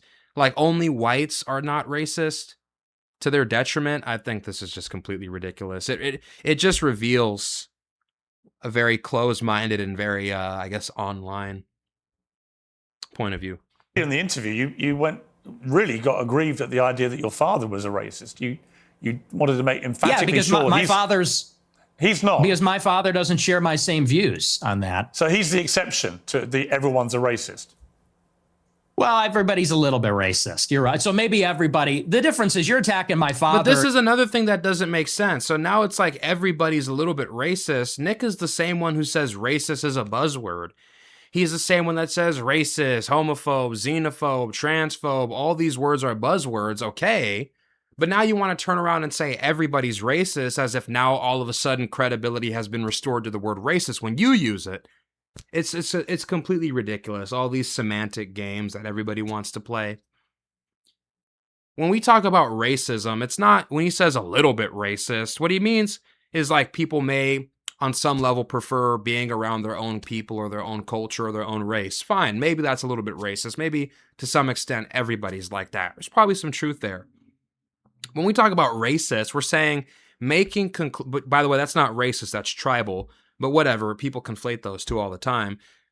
When we say racist, what we mean is you're going to make conclusions, negative conclusions, about someone's character simply based on their race. To me, that's what racism is. And I don't do that. Maybe Nick does. I don't do that. So... no, everybody's not racist. Everybody does not make negative conclusions about other people based on their race. Not everybody does that. That's just a projection from him. He could get fired from his job. I'm not attacking your father. You are. No, I'm not. I don't know your father. Wait, what happened? Everybody's a little bit. So he's the exception to the everyone's. Hold on. Let's replay Because this. my I was father talking. doesn't share my same views on that. So he's the exception to the everyone's a racist. Well, everybody's a little bit racist. You're right. So maybe everybody. The difference is you're attacking my father. You know, he could get fired from his job. I'm not attacking your father. You are. No, I'm not. I don't know your father. And to be clear, I have no knowledge about him at all. Well, then let's leave him out of it. Let's leave him out of it if you don't know him. Hang on, Nick. You put that story into the public domain on your show. I'm simply reminding you of what you told everybody, millions of people. Why would you ever, on a live stream to tens of thousands of people, bring up something controversial your dad or your mom have said? That to me is just not smart. I wouldn't do that. You know, you're kind of bringing that on yourself at a certain point. About your father. If you now want to retract it, fine. If you want to say it was a joke, which is what your position was earlier, fine. But I'm allowed to put to you things you've said publicly. That's not unfair. That's not me targeting your father. You put that story about him out there. You know what you're doing. You know what you're doing. I'm asking you about a pretty shocking anecdote, which to me looked like you were saying your father made decisions about where you as a family would eat based on skin color of people who worked at these places. If you say, or use them, if you say that is not what you meant, that's fine. You can respond any way you like. But the idea I can't ask you about it without you saying I'm attacking your father is ridiculous. Well, you are, and you know what you're doing. And there's a political culture in America where if you have the wrong views, you get fired from your job. And my father has a job. And if you go on here and say, you charge him with racism or something, and I'm put in a position where I don't look like I'm sticking to my guns if I don't say my father's a racist, you're putting him in jeopardy, and he's not here to defend himself or explain his views. And it's very low, and I think you know exactly what you're doing, and people can see what you're doing. I'll defend my views, and I think that's just complete bullshit. He's not attacking his dad. It's just this idea is insane. It's like you willfully volunteered that information to the public about your dad. And he's asking you because in the context of an interview, we're trying to get to know you and reason and suss out your beliefs. We're going to ask you about the things that influence those beliefs. You willfully volunteered the fact that your father used to say things about particular restaurants that were associated with black people. And so rightfully, he's asking you about that. I see no issue with that. And trying to frame this as like Piers is attacking his dad, it's just very dishonest. It's a very duplicitous tactic. That's not what's happening. He's not attacking his dad. That's just weak. You know, so let's leave him out of it. Let's just not talk about my father because my father isn't here. I'm here. Okay, well, then do you accept that you shouldn't talk? I'll defend the anecdote. Listen, that's fine. But then do you accept you shouldn't talk about your father on your show? And you shouldn't tell... Absolutely not. Absolutely so not. Oh, that's rich. For you to put a story out there... if you're a public figure, like, do you know that you're a public figure, man? Would make most people who listened to that story or watched it at the time on your show conclude that he was racist. It's fine for you to do that. But if I then ask you about it, I'm the one who's being unfair and I've crossed a line. Is that what you're saying? Yes. Okay. Yes, you're being malicious. Okay, that's fine. That's fine. Listen, people are watching this live. They can draw their own conclusions about whether what I just did. And they will. Yeah, and I'm sure afterwards, by the way, you'll say, he ambushed me with your own words. With your own words. That's a little presumptuous. I'm not going to say it's an ambush, but I think that's a low blow. And I think you know what you're doing, and that's fine. You're a tabloid journalist. I expected that. I don't think it's an ambush because I knew it would be like this. And people will see what you're doing, and I think they'll say it's low. But as far as you want to talk about racism, I do. Let's talk about racism. Let's leave my dad out of it. Look, you've admitted you're a racist, correct? Yes, 100%. Okay. Own it. Okay, that's fine. Okay, he's owning it. You're perfectly entitled in a funny. free democratic society to stare down the barrel of his camera and tell me you're a racist. People can judge you accordingly. Many people who have assumed that you're a racist will now have heard it from your own lips. That's fine. There you go. That's the point. The point of this interview is to go over the things you've said, which have led people to reach conclusions about you, and to ascertain whether those conclusions are fair and reasonable or not. That's it. Thank so I want you. to play you another clip. This is what you talk about why white people are justified in being racist. Let's take a listen to this. First, white people are every single bit justified in being racist. Every single bit justified, to the extent that that means going out of your way to avoid black people when you see them. You stand by that? Absolutely. Absolutely.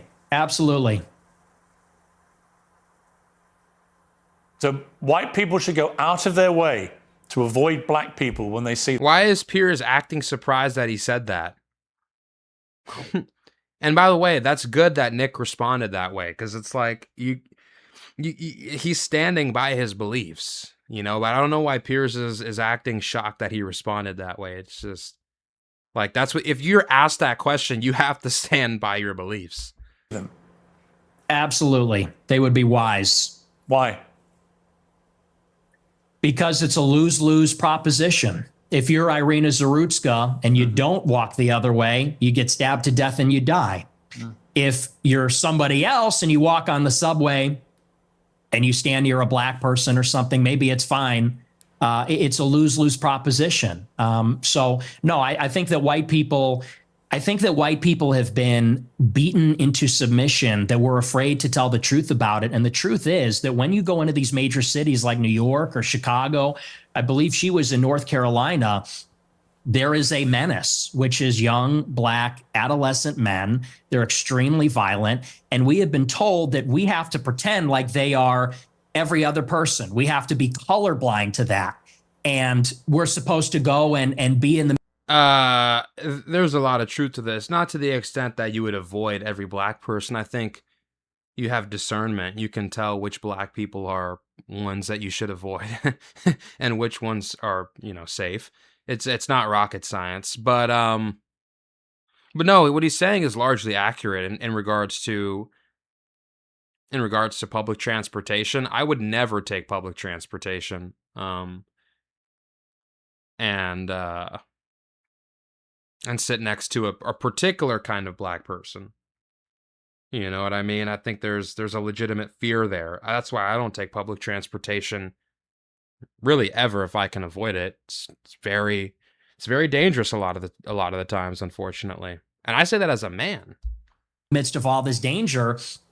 And I think that at this point, it's gotten out of control. You look at the BLM movement, they said that the reason that black people, are violent, or the reason there's crime, is because of police brutality, or redlining, or all these other things. They said we need to get rid of the police. We need to defund them. And a lot of cities did. A lot of cities like Chicago, for example, the police changed the rules of engagement. They don't chase them. It's not a felony if you steal a certain amount of merchandise. They won't chase them on foot. And now the city's totally up for grabs. And now, whether you're in the Gold Coast or whether you're on the Mag Mile or you're in the worst neighborhoods in the city, you might get shot, you might get mugged, someone might run up on you.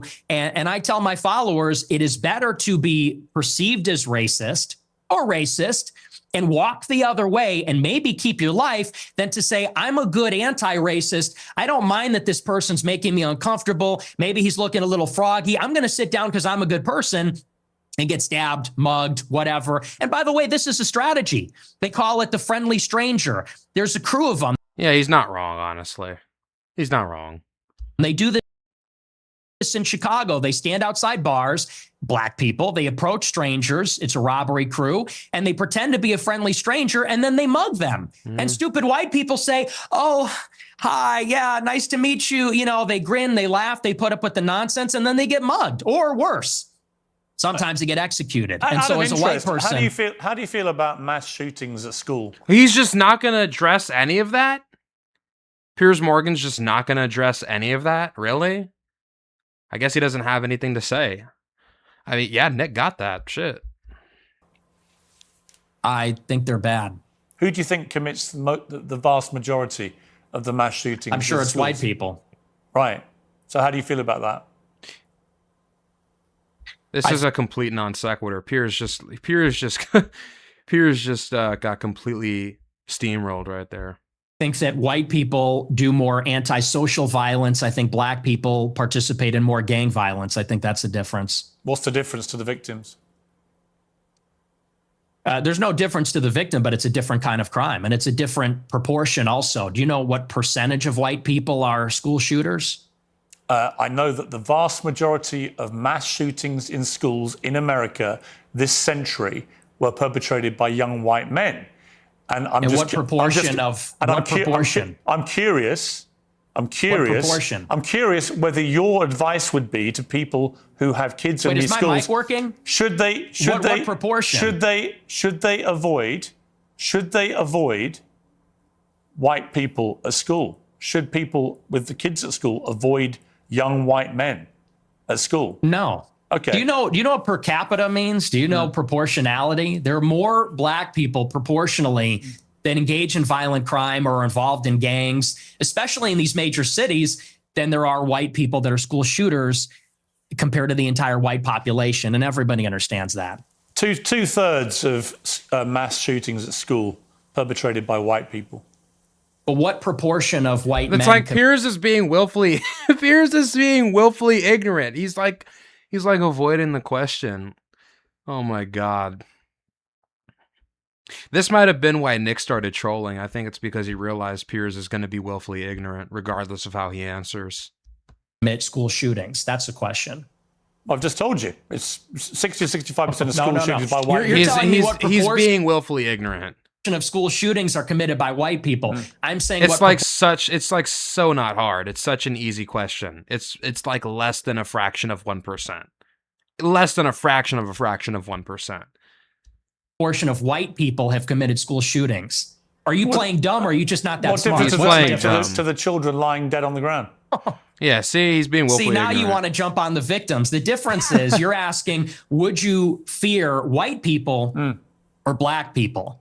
And that's the difference. The difference is in terms what I'm saying of to you is, by your logic, if we now have agreed that the vast majority of mass shootings in schools are committed by white people and predominantly young white men, then presumably your advice would be to avoid young white men because they perpetrate these massacres. But it won't be because they're white, right?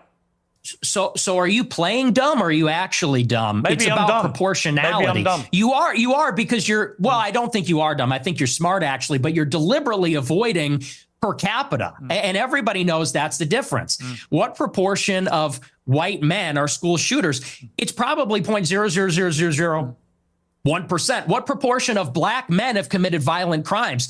It's probably like 5%. I don't know what it is off the top of my head, but it's very high. And I would add to that, even as it concerns schools, why do you think parents pay a super high property tax to live in a school district where there's white people? Because they know that if they go to the black school, it's going to be the Bloods and the Crips. It's going to be gangs. It's going to be, you talk about school shootings. Nobody talks about all the school shootings that are committed by gangbangers in and around the school and all the other violence that's associated with that. I mean, these schools in the south side of Chicago, it's just not livable. I have an answer for you, Nick. So the proportion of the population who carry out mass shootings is actually the same for black and white. For white people, the proportion of the proportion again, of the population. are you hearing it? He's so dumb. No. See, What's I think the the trouble with proportion? your statistics is a lot of them don't bear much scrutiny. We have a bunch of fact checkers checking all this in real time because you do have a tendency to just come out with a lot of old baloney. And when you say, okay, well, it's true.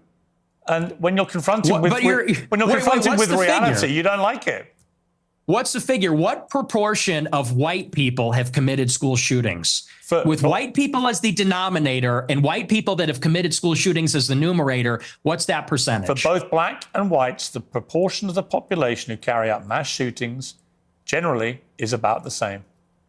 No. Tell me the number, and then the only focus of your attention is the black. Piers looks so disingenuous right now. Nick is just dog walking him. Black shootings, the black crime. You don't want to live around black people. You want to avoid black people. You don't want interracial marriages or relationships that may produce black people. And yet, when I point out to you that there are many parts of crime in America where actually there's a majority of white people that perpetrate them, you don't care. You don't have any interest in that. It doesn't exercise your mind. Maybe because no one's buying this. This kids. argument lost. No one is buying this. Everybody understands per capita, and people can even see what you race ahead and say, well, we're comparing the proportion of white and black school shooters. I said, no, compare the proportion of school shooters that are white versus violent criminals that are black, because that was the basis of the monologue, is that you're very likely, if you encounter black people or a young black man in the city, that you're going to be the victim of a violent crime, of a robbery, a mugging, a car theft, a carjacking, or a murder. That's the difference. And it's about proportionality. And everybody sees past that because we all live in reality. You want to talk about product of your environment.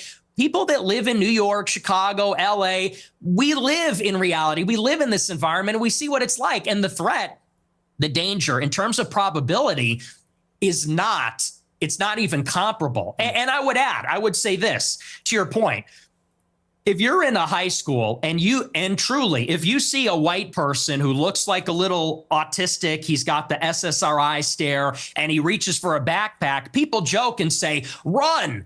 Similarly, if you see a jalopy pulling up with a bunch of black people in it and they got their pants around the ankles, you're going to run also. And I'm saying the same thing. The difference is the latter happens much more often. It's much more common. You know, in Chicago, there's like 10,000 carjackings and car thefts every day. God. It's in the thousands. It happens all the time. How many mass shootings committed by autistic SSRI white people? I don't even know. I mean, it's probably in the single digits in the last decade in this city. That's the difference, and everybody knows that. But you're really just trying to carry water for liberal ideology. It's an ideological position. I'm really not. I can absolutely say yes. There is way too much black on black crime, for example, involving guns in Chicago. And black on white, also. Yes, but there is way too much gun violence in Chicago. Right? I mean, it's indisputable. I've got no problem saying that. The difference is I don't then lead myself into a thought process where I have to avoid all black people in case they shoot me. And you've already conceded that you are a racist. So when people hear you then say, I don't want to be living anywhere near black people, they already have heard you say, I'm a racist. So they assume you're doing that because of people's skin color. I don't think you would probably dispute that, right? Well, you're separating two different things. The monologue, when I said I don't want to live around black people, that was after Irina Zarutska got shot. And it's true. I mean, they are a largely in this city, in Chicago, the South Side, the West Side, huge criminal population. And I don't want to live anywhere near it. And I do. I want to live in a white neighborhood. I think that that's extremely desirable. And I think even black people do. Nick, you're perfectly entitled to that view. But when you have obviously prefaced all this by saying, I am a racist, unashamedly, then people will assume that all your thought processes about all of these issues are driven by an aversion to people based on their skin color, which is the purest personification of racism. Well, it's not an aversion. I would say it's the opposite. I like my own people. My own people are familiar to me, and I think that's true across the board. I think that people seek out other people that are like themselves, and every other group does this, whether it's blacks, Hispanics, Asians. You know, I get a lot of attacks when I talk about that I'm against interracial marriage. And what's funny is that every other group is against interracial or interethnic marriage. Jews, but you're the Chinese, you're the product people, of an interracial marriage. That's just not true. That's just bullshit. I think the two demographics that are most likely to marry outside of their race are black men and Asian women. White women and white men are not in there. I think only last time I checked, 10% of white women marry outside their race, which is to say 90% of white women marry white men. And I think 88% of white men marry white women, and only 12% of white men marry non-white women. So this idea, this narrative, this idea that every other group is expected, or every other group statistically is more likely to marry somebody of their own race, is a complete fantasy. It's just not. This is the thing, like, these people, you got to operate in reality. A lot of these people don't operate in reality or on the basis of what is real or what is factual. And we can just double check this. I'm going to look this up right now. What race or demographic including men and women, is most likely to date, or we'll put what 5 demographics, including men and women, are most likely to date outside their race.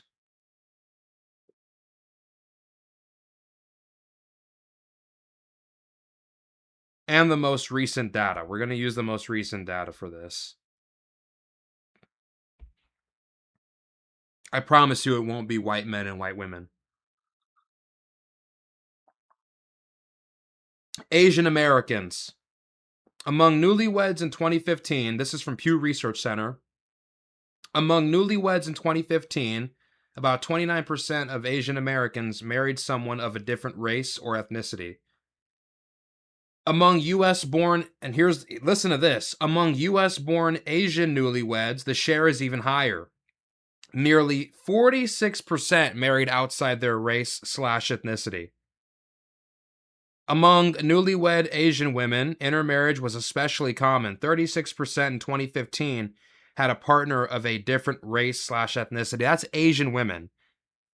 Asian women, okay? And I don't know if that's a lot of East Asians, Koreans or Chinese or Japanese, but Asian, that includes South Asians, that includes Indians, that includes Pakistanis, that includes, I'm assuming, Middle Easterners, and obviously Chinese, Japanese, and Korean and Vietnamese, which I'm sure make up a larger percentage of the population in South Asian. They've been coming here for way longer. Here's another one. Once again, from Pew Research Center. It says about 27% of Hispanic newlyweds married someone of a different race/ethnicity. It says, among newly married Black Americans, intermarriage has increased from 5% in 1980 to 18% by 2015. In 2015, about 24% of newlywed Black men, 24%, almost a quarter. In 2015, about 24% of newlywed Black men had a spouse of a different race/ethnicity, compared with about 12% for newlywed Black women. Isn't that fascinating? Now we're going to look at the numbers for whites.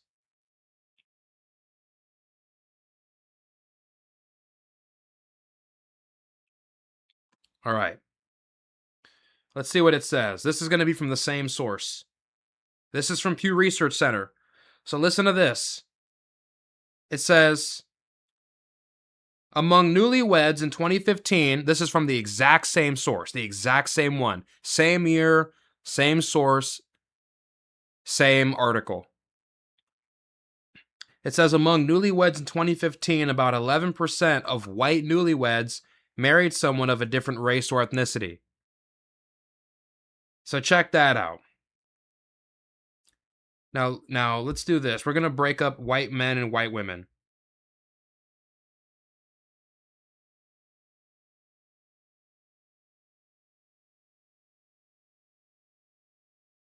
All right, let's see what it's like for white men and white women, because that just said white people, only 11%. So it's obviously very low. 11%. There you go. 12% of newlywed white men, this is what I already said this. I knew this off the top of my head. 12% of newlywed white men married someone of a different race or ethnicity. White women, 10%, married someone of a different race or ethnicity. So let's put this into perspective. This is all using the same source from 2015. About 46%, that's what it said, which is insane to me. But this also includes ethnicity, so that means Asian. They're dating other Asians, but they're dating different Asian ethnicities, which is why the stat was so high. That's why it said 46%. But it says, among US-born Asian newlyweds, the share is even higher, nearly 46% married outside their race or ethnicity. 46% married outside their race or ethnicity. So that means Japanese Americans and Chinese Americans are getting married, Korean and Japanese Americans, Chinese and Indian Americans, whatever. Almost half, are marrying outside their race or ethnicity. Then with Hispanics, it's at 27%. And then with black people, it's at 18%. When you combine black men and black women, because black women was 12%.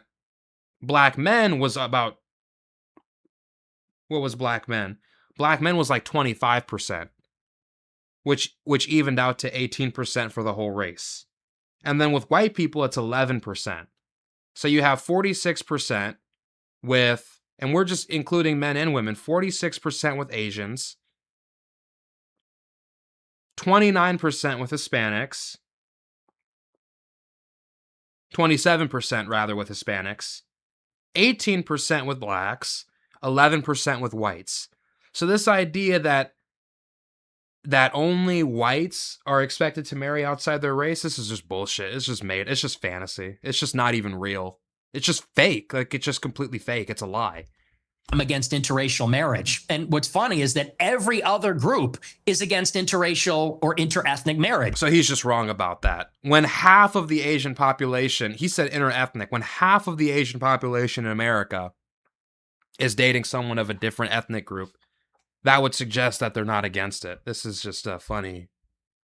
The thing is, like, the thing with Nick is Nick thinks in stereotypes. He thinks in stereotypes. He thinks in generalizations, which is the reason why he's wrong about so many things if you fact check the shit that he says.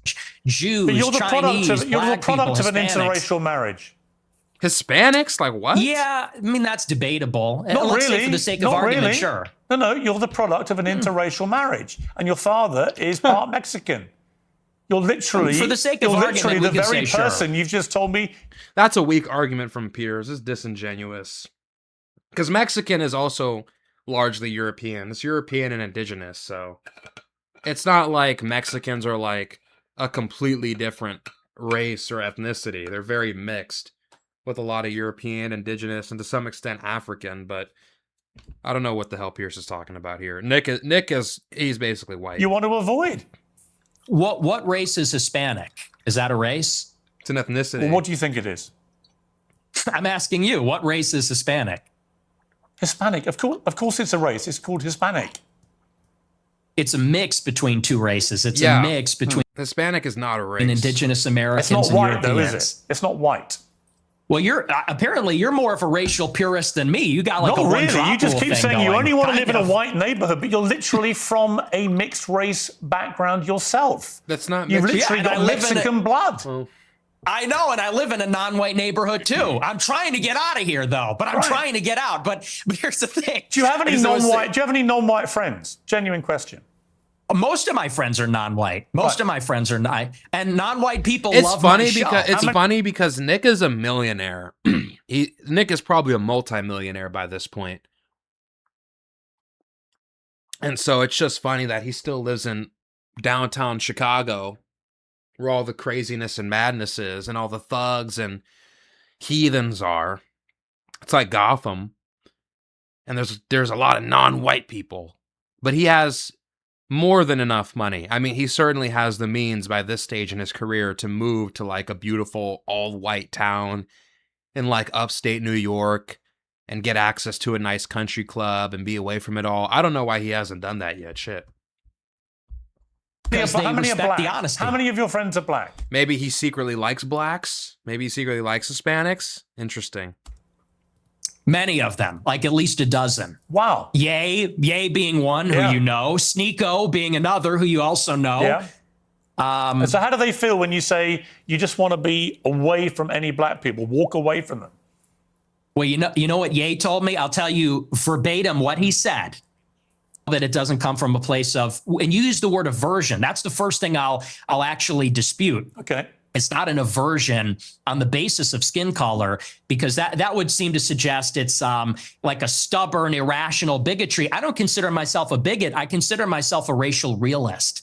I'm realistic about how the races are, and I speak provocatively about it. And I speak provocatively about our tribalistic instincts and tendencies as human beings. And I'm not a liberal ideologue that says that over time and with enough education, we're all going to see this great brotherhood where we're colorblind and everybody's the same. I don't think that's ever going away. I think that race is real. It's not just skin deep. Yeah, I think like this argument is kind of a weird one because with the whole race realist thing, it's like race doesn't really mean that much. At least I don't think it does. Race doesn't really mean that much if it's disconnected from culture, if it's disconnected from community, and if it's disconnected from religion. I think that race is important in those contexts, and it's also only important within a society in which racial dynamics influence said culture. I don't think race mattered as much probably in the Ottoman Empire or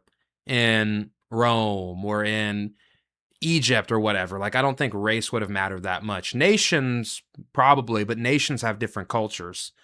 I would think that, like, it's funny because in America, like, your race is not necessary. Like, your race is not, your race doesn't determine your survival in America.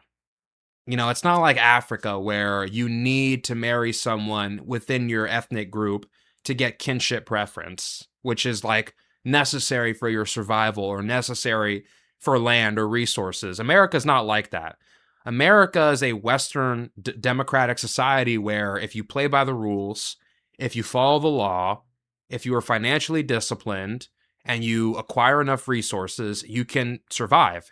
And this is not racial. There's this race is not factored into this whatsoever. Yes, there's some historical differences that gave white people historically more access to build generational wealth than non-whites, but it's not like the system itself prevents a particular race from, on the basis of race, from acquiring resources and thriving. That's just not true. So it's just strange that we would preserve in this society like this racially tribal in-group kinship preference thing when it's like that's not necessary really for your survival in this country. Not to the extent that he makes it out to be. Obviously, if you're the only white person in an all-black neighborhood, yeah, you got to be careful in that situation because you're going to be seen as an outsider. That's just true. But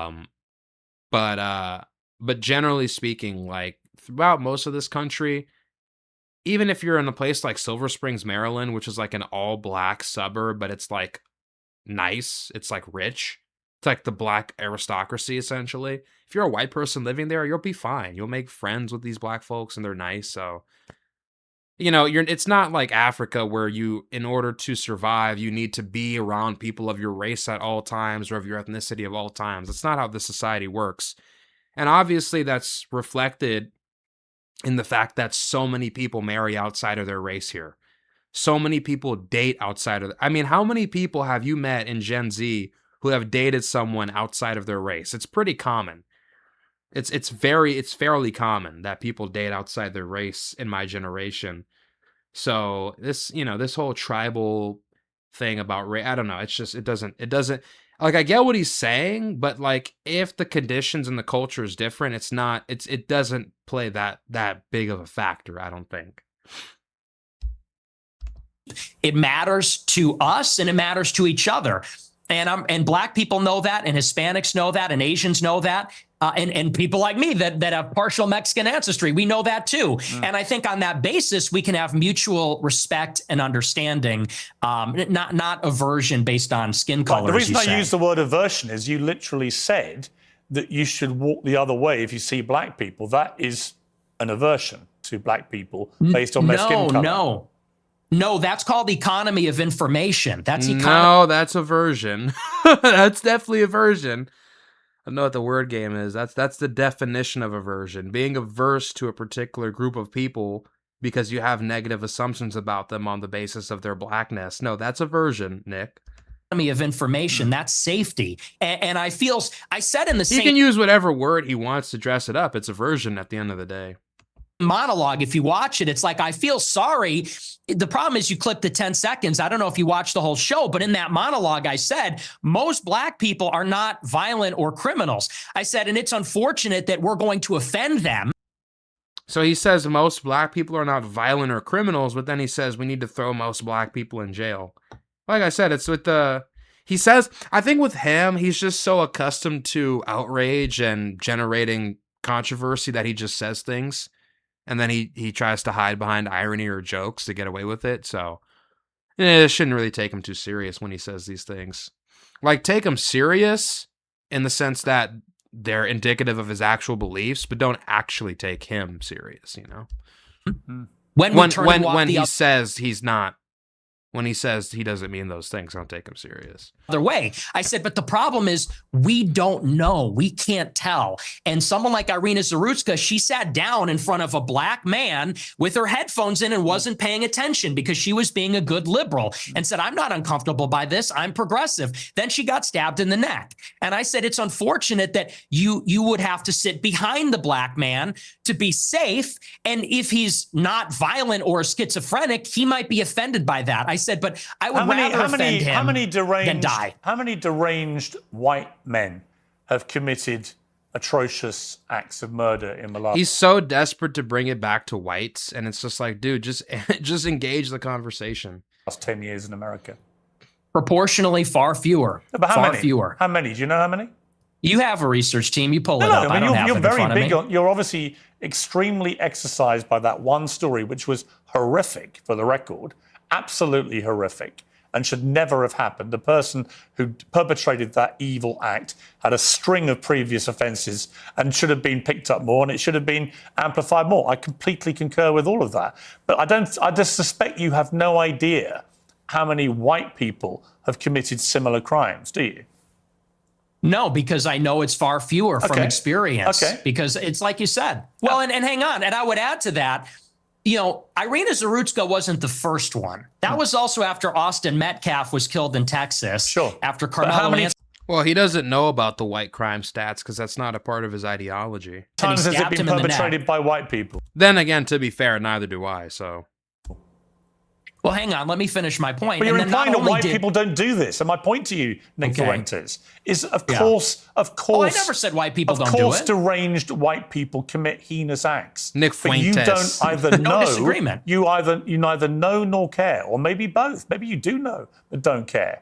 You only seem to be focused on black people who commit crimes. And again, if you hadn't prefaced the whole debate about racism by openly conceding you are a racist, I could read other connotations into what you've been saying. But once you've said, I'm a racist, and then you only talk about black crime, I think people can watch this and they can say, yeah, he's a racist. And everything that he says about crime is driven through the prism of being a racist who judges people according to their skin color. Well, it's funny because it's quite on the contrary. And I said this in a similar monologue. You know, the problem is not that I wake up and I walk down the street and I see someone that doesn't look like me and it makes me angry. The problem is there's a pattern of behavior, which we've all seen. Blacks in America have become narcissistic, and they become narcissistic because they've been told they're victims of racism. They're victims of slavery. They've been told. Yeah, there's a lot of truth to that. Really, there's no accountability. If they're rude, if they're inconsiderate, if they're criminal, they are told that they have no agency for their actions. They're being told, if you act in this way, it's because the white man made you that way. It's because the system's rigged against you. And so we have been telling black people this for a generation, and now there's no rules. Now they go, and what we hate to see as decent people, not even as white people, but decent people, even black people too, what we hate to see is rudeness, obnoxiousness, inconsideration, criminality, violence. And that's that pattern of behavior that we see all over social media, on the just to body be clear, cam footage, you don't like black people who play the victim and are rude. Who does? Who does? Your position? I don't like that pattern of behavior. And who are narcissists? I see where this is going. Yeah, you're ahead of me. Turn this around on you're me? ahead of me, aren't you? Because when I said, clever. what black friends have you got? You said, I am kind of black, aren't I? No, yes. not that. I'm not saying you. I'm just saying Nick is spiritually black. Your choice of black friend is Ye, who is arguably the #1 black victimhood narcissist in America. Do you understand the problem? So he's your friend. No. He's one of the very few black people you want to be associated with, but he's the epitome of what you just said you abhor about narcissistic black people. I disagree. I disagree with you, and I'll tell you why. Because Ye, if you've ever met him in real life, I have, yeah. Okay, well then he's nothing but polite, considerate. Actually, he was very rude to me the last 2 times I interviewed him. He's a supreme narcissist, and he's also. You keep interrupting me. You're very rude. Are you black? Because you're being very rude by interrupting me right now. To you, I'm giving you a hard time, but I okay. do want to finish my point. I do want to finish my point about Ye. He is a guy who, when I was... See, I don't know if being facetious like that is a good look. It's good political praxis. It's good for the internet, but I don't know if that's good for, like, real-life viewership and real-life persuasion. I don't know. With him, wanted to make sure that everybody was heard. Everybody felt included. He's actually a very soft-spoken guy, very polite, and by the way, not violent. When you look at all the rappers that are in the music game, many of them, especially from Chicago, drill rap, they're talking about killing people, shooting people, they gangbang. He notably, if you know about him, he got his start because he was a nerd. He wore a backpack and a polo, and he wasn't a gangbanger. He rapped about his feelings and girls and his dreams and his ambitions. So no, and by the way, he would tell me all the time, he doesn't even feel black. They make him feel not black because he doesn't do those things, because he's soft-spoken, because he's artistic, because he's a bit of a nerd or likes fashion. So I would disagree. He's actually not like that at all. Okay. Well, we're talking he's also a Hitler-loving anti-Semite. And we're going to take a little commercial break here, and we're going to come back and talk about anti-Semitism and your views about Jewish people, and indeed what Ye said about the same subject matter. Angel Studios are back with a new must-see documentary. It's called Thank You, Dr. Fauci, and you're going to hear a lot more about it over the next few months. Award-winning filmmaker Jenna Furst digs into the origins of COVID-19, a possible bio-arms race with China, and claims about history's biggest public health cover-up. It's not a right-wing film or a left-wing film. It's a film about transparency, which is something we should all care about. Furst pulls over documents and interrogates scientists, intelligence professionals, and whistleblowers. Yeah, we're going to skip this. Just emphatic. Okay, back with Nick Fuentes. Let's just turn to anti-Semitism. In your interview with Stephen Crowder last week, you answered emphatically that you don't hate all Jews. Is that correct? That's your position? Yes. Okay. So I want to play you this clip. Well, I don't hate any Jews. Let me just amend that. I don't hate any Jews. Okay. Let's play this clip. The reason I've had it is because my opposition to world Jewry and Israel is rooted in absolute, uncontestable fact. True. We have the truth on our side. Yes, we do. That's why we're winning. Right. Because we are telling the truth about the historical antagonism between Jews and Europeans, between Jews and Christians. The theological, historical, racial, cultural, and political antagonisms between organized Jewry and the Christians, organized Jewry and Europeans. And the reason that we are winning that argument is because it's real. It's true. I can prove it. I can show you. I can name the names. I can show you the paper trail, the money. That is why we're winning. That is why all of this is raising the consciousness. When you say that's true, you have this opposition to world Jewry, I mean, it's one thing to criticize, for example, the Israeli government over what it's been doing in Gaza. I've done that myself. When you talk about world Jewry, I presume you're talking about the 15 million Jews in the world, and you are opposed to them. How does that square with your position that you don't hate any Jews? How is that hate? How is it hate to say you're opposed to world Jew? What? How is that hate? It's just, it's about the way, this is the thing that irritates me. You can criticize how a particular group behaves in a political context without hating them. You can say, I don't like the way Tariq Nasheed or Dr. Umar Johnson or a lot of black political activists or black people engage with politics without saying we hate black people or hate black culture. You can say the same thing about Mexicans. I don't like a lot of Mexicans that come here and act like Mexican nationalists and say F the United States and complain about Reconquista and say we're going to take back California. I think all of that's ridiculous. It doesn't mean I hate Mexicans or I hate Mexican culture. In fact, I don't. I like it. But I can criticize the way they behave in a political context. We're all one country, we're all one nation, and we have every right to hold each other accountable. Criticism does not mean hate. I've never understood that like false dichotomy. It's so bizarre. Take issue with my use of the term world Jewry. Well, what do you mean by that? It exists. Or do you take issue with it? Do you have a problem with that? Clarify what you mean by it. Well, it's funny you bring that up. The gaslighting's crazy because I use that expression on my show all the time. I say organized Jewry, world Jewry. And do you know that for like 30 years, the World Jewish Congress has an annual keynote called the State of World Jewry? Barry Weiss has given it. That's hysterical. You can look it up. It's on YouTube. She gives the State of World Jewry address. But Nick, what do you mean by it? I mean, you have to talk about, there's a concept of Jewish peoplehood. It's the sense that they are part of a common nationality, a common tribe, a common people. Correct. And so where they reside in Israel, the United States or Europe or elsewhere, they see each other above or maybe on a different level. Beyond nations. Alongside. They exist outside of nations. They don't exist within the context of nations. They are a parallel nation.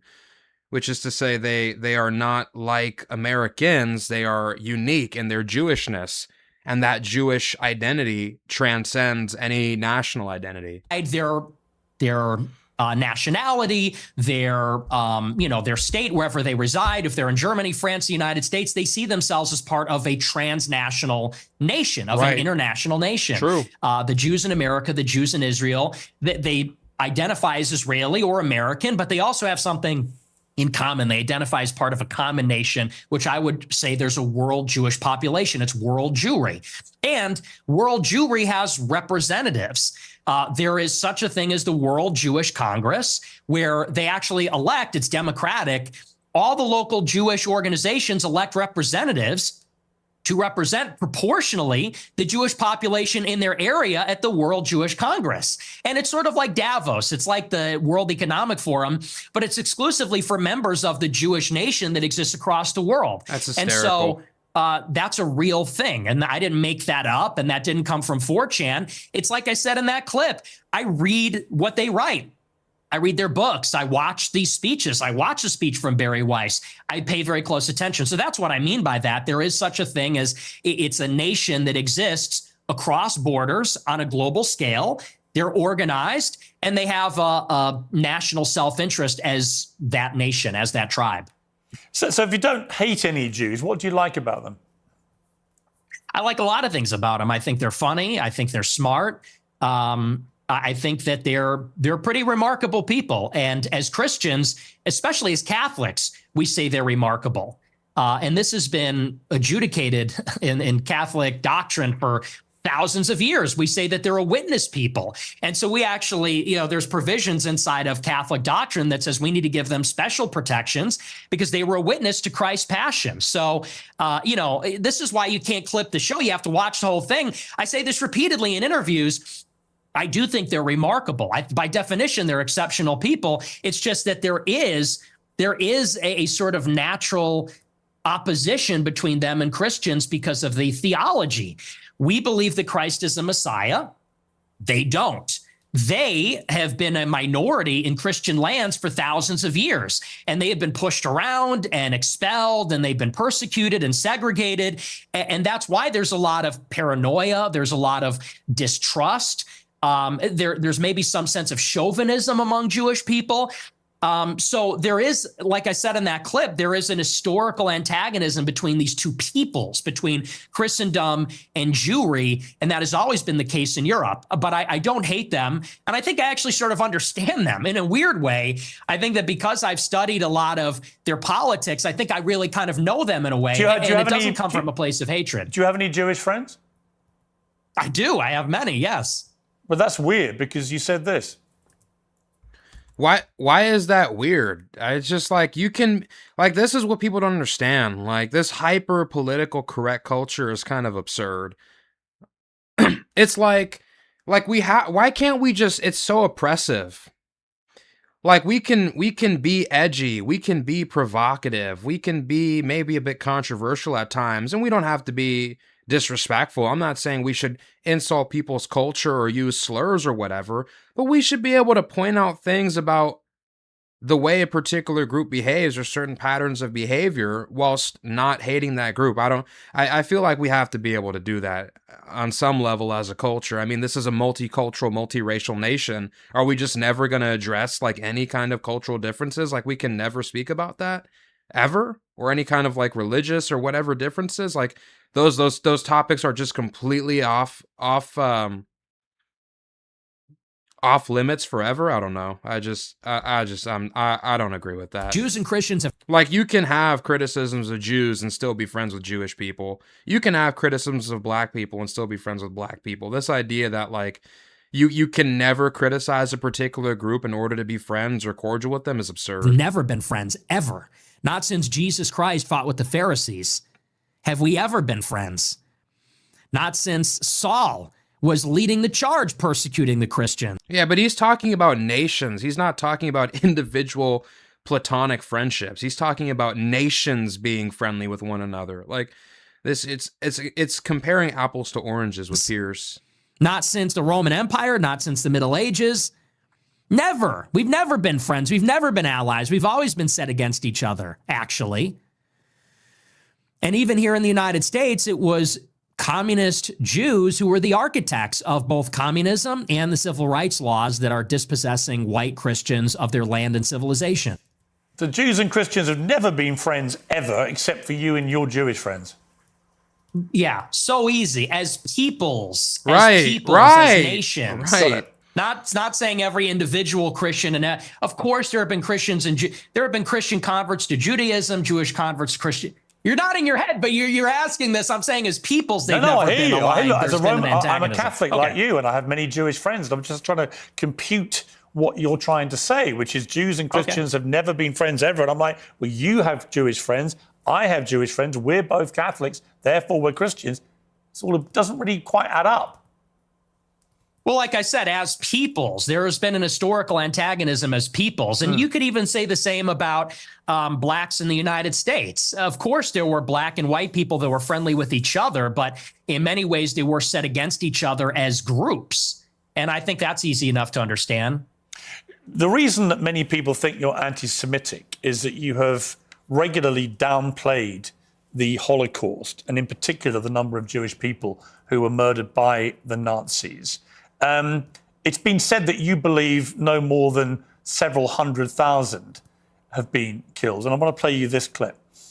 People talk about, well, what about the gas chambers? Well, to the extent that that's real, I find that hard to believe, but to the extent that's real, there have been atrocities committed and genocides committed in all times and all places. Let's acknowledge why Hitler casts the long shadow. Because that confers a political benefit upon Jews. That's why. It doesn't really sound correct to me. Wait a second. It takes 1 hour to cook a batch of cookies, and you have 15 ovens, probably in 4 different kitchens, right? Doing 24 hours a day, every day for 5 years. How long would it take you to make 6 million? I don't know. It certainly wouldn't be 5 years, right? The math doesn't seem to add up there. You think that's funny?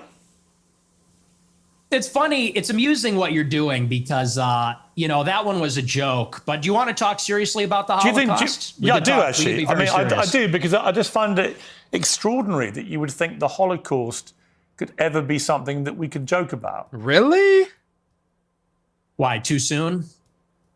Literally, too soon? Like, what? Is it too soon to make jokes? How many people do you think died in the Holocaust? How many Jewish people?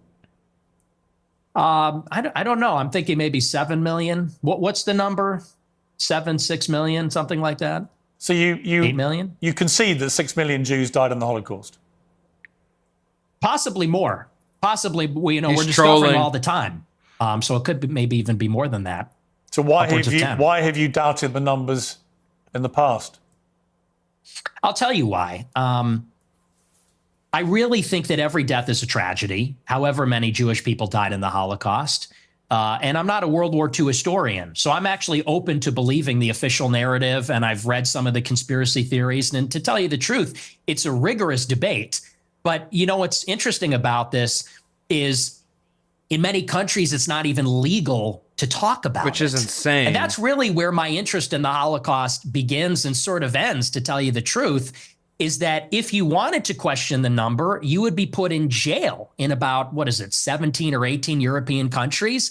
And I think that's really the more interesting conversation, which is that this is almost like a religious dogma in the West. No other genocide, no other atrocity is treated like this. Could you imagine if in the United States they said the number of Palestinians killed in Gaza is 100,000, and if you don't say that, you're going to jail, you're banned on X, you can't have a job?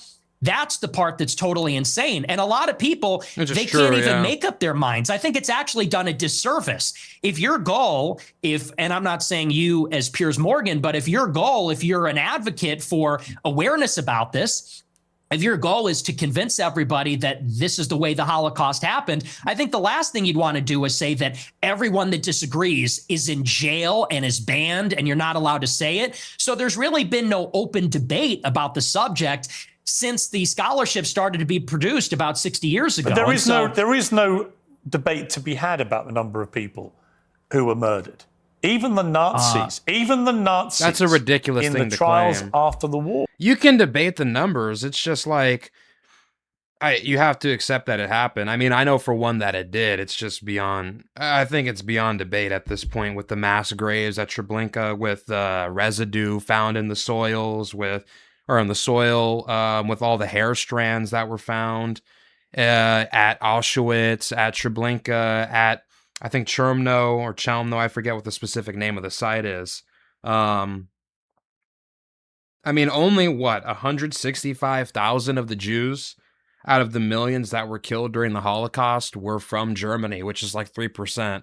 The vast majority came from Poland, which was like, so he literally invaded whole other nations, whole other countries to kill as many Jews as possible. I don't know how anybody could. I mean, you can debate the numbers on some level, but like it was in the millions. Like I think that's pretty undeniable, but that's my opinion based on the research I've done. Confirmed the numbers. The amount of documentation that was recovered, notwithstanding the attempts by the Nazis to destroy it, the amount of documentation that was saved and preserved and used for trials and for historical record is unprecedented in the history of mass slaughter of human beings. So we have a very clear idea of how many people were gassed to death in the gas chambers. We have a very clear idea of how many were starved to death, were kept in ghettos, died of disease, of forced labor, of death marches. We know how many Jews were slaughtered. It's at least 6 million. What's interesting to me is that you appear to now concede that, which may be news to a lot of your regular viewers who have constantly heard you quibble with the number of Jews who died in the Holocaust. And for the record, just to confirm what I think you told me, you do now accept that at least 6 million Jews were killed in the Holocaust. Well, no, I said it could even be higher than that. Well, it could be higher. That is true. I think it's at least. But you accept you're right. At least. It is at least. Oh, it's at least 6 million. But it could be 100 times more than that. Okay, the people are going to be. Let me respond to the rest of your question. Sure. What you're saying, I understand where you're coming from when you say it has been documented and there are confessions and so on. Let that speak for itself. But you don't see, your show is called Piers Morgan Uncensored. Yep. But the United Kingdom. Yeah, you can't shut down any conversation about it. That's just suspect. Is censored and Europe is censored. And if you talk about these things, you will be put in jail in many countries. And I think that's where a lot of people start to say, well, if the truth is so clear, and if there's such overwhelming evidence, why do you need to throw people in jail for disagreeing? And you yourself said, well, there is no debate. I think everything is debatable. I think everything at least should be debated. And if the evidence is very one-sided, let the evidence speak. Don't throw people in jail. So do you think that Holocaust denial laws should be overturned? Yes. I don't particularly agree with Holocaust denial laws. I don't think people should be imprisoned. Okay. Well, because I have a blanket view now, which has evolved slightly actually over the years, that I have a blanket view that speech should not be criminalized, right? People should be allowed to say what they want to say, and they should be then made accountable for what they say. If you have an employer, they can make a view about whether you are the right kind of person they want for their employment, as they would make a decision about anything else you do in life. So I actually believe that speech should never be criminalized. It's my personal view. I understand why in places like Germany, they have strong laws about it because they want to move on from what they believe was the most shameful moment in their history. I understand that. Do I want that in my country? No. Am I appalled by what has been going on with free speech in the United Kingdom in the last 2 or 3 years? Absolutely. It is ridiculous that people have been frog marched to prison cells for stuff they put on social media, right? So, yeah, I do. I think what is more interesting to me about our exchange is I was not expecting you to go the opposite way. I was not expecting you to be so emphatic that at least 6 million Jews died in the Holocaust. Now, that's not what he's saying. He is being facetious, Piers. This, who I think will be very surprised by that, because you have built a reputation for being, if not a Holocaust denier, then somebody constantly questioning in a downward way the number of Jews who were murdered. That doesn't appear to be what your position is now. No, and here's what I would like to see for my entire career. When I started my show, it started with a good faith inquiry where I was questioning a lot of these narratives. And I said, what is the answer on the other side? But what I found is that the answer was criminalized. So when you would talk about anything regarding Jews, Israel, the Holocaust, you could be in favor of the official narrative on those things. If you went against, you were banned, censored, and in some countries jailed. And so I actually haven't made up my mind on that because that's not really a matter of interest to me. And there's a lot of analysis and scholarship on both sides of the issue. And I've read both sides of the issue. And honestly, unfortunately, it's hard to judge because there has never been, there's never been a debate on it. And there's never been a debate because of the stigma, because of the censorship. And I think that leads a lot of people to say, well, what do they have to hide? Because you can say on your show, well, I'm personally against Holocaust denial laws, yet they still persist. And the social consequences still persist. And I think that is the anomaly. And people have to wonder, okay, why is it that way? And what I said in that clip is the reason the Holocaust casts a long shadow is because it confers a political benefit upon organized Jewry. That is what they always fall back on. They cannot be criticized. They cannot be named. They cannot be talked about, lest there be another Holocaust. And no other tragedy is treated that way. And no other ethnic group has a get out of jail free card. Just play that. Anti-Semitism and Holocaust. You can do whatever you want and defend all your actions. That's the part that people are getting upset with. That's the problem. I don't know any right-minded person who believes that Jewish people weaponized the Holocaust for their own personal get out of jail free or whatever you called it. You don't know anyone that does that? That believes that? I'm sure there are Ben some people Shapiro that do that. does it all the time. Ridiculous generalization. You know, the truth is that most Jewish people have lost relatives in the Holocaust. In fact, I want to play you two clips. One is where you talk about Adolf Hitler. Hitler was a pedophile and kind of a pagan. It's like, well, he was also really fucking cool. So, time to grow up. We're not children anymore. Am I right? Am I right? Am I right, boys? Am I right? Let's go. He was also really fucking cool. Do you regret saying that? Saying a fact? No, that's absolutely true. Why is Piers taking this approach? This is not the right approach. Do you regret saying that? No, of course. No shit, he doesn't regret saying that. Why would you ask that? That's such a dumb question. It's like the whole appeal is being edgy and provocative and funny. It's like, why that's his whole brand. Like, why would you ever take that back if you're Nick Fuentes? That doesn't even make sense. You think Hitler was very fucking cool? Booze? Yes, I do. one of the. And I'm tired of pretending he's not. Well, to be honest, this is the problem. You see, it's a bit like when you just say, "I'm a racist." You're a racist who thinks Hitler's cool, but you're not anti-Semitic. If you're a Jewish person watching this, what are they thinking? I'll tell you what they're thinking, because I've got a friend of mine called Danny Finkelstein. Who, Finkelstein, I love it. He's a Times Danny journalist Finkelstein. in the UK, very eminent journalist and author, who wrote a book about his own family's experiences at the hands of Hitler and Stalin, because he also told Tucker Carlson that you admire Stalin. But let's just take what Danny said here. Hi Piers, it's Danny Finkelstein here. As you're interviewing Nick Fuentes, you might try suggesting to him that he reads my book, Hitler, Stalin, Mum and Dad. It's called We're Good. Two Roads Home in the United States. We're good, buddy. Since he says he's on Team Hitler, you might like to ask him about the fact that Hitler arrested my mum, tried to starve my mum to death, did starve my grandmother to death, sent my great aunt to the gas chamber, my great uncle, my cousin. My grandmother on my father's side ended up being 1 out of 7 children, the only one that survived the war. So you might ask him whether he wouldn't rather be on Team Mum rather than Team Hitler. And as for he said, would you rather be on Team My Mum as opposed to Team Hitler? That's hysterical. That's a good one. That's funny. That's just funny. Would you rather be on Team Random British Jewish Guy's Mom or Team Hitler? Pretty funny. Interesting dichotomy. Celebrating Stalin's birthday, well, Stalin took my father. I don't know.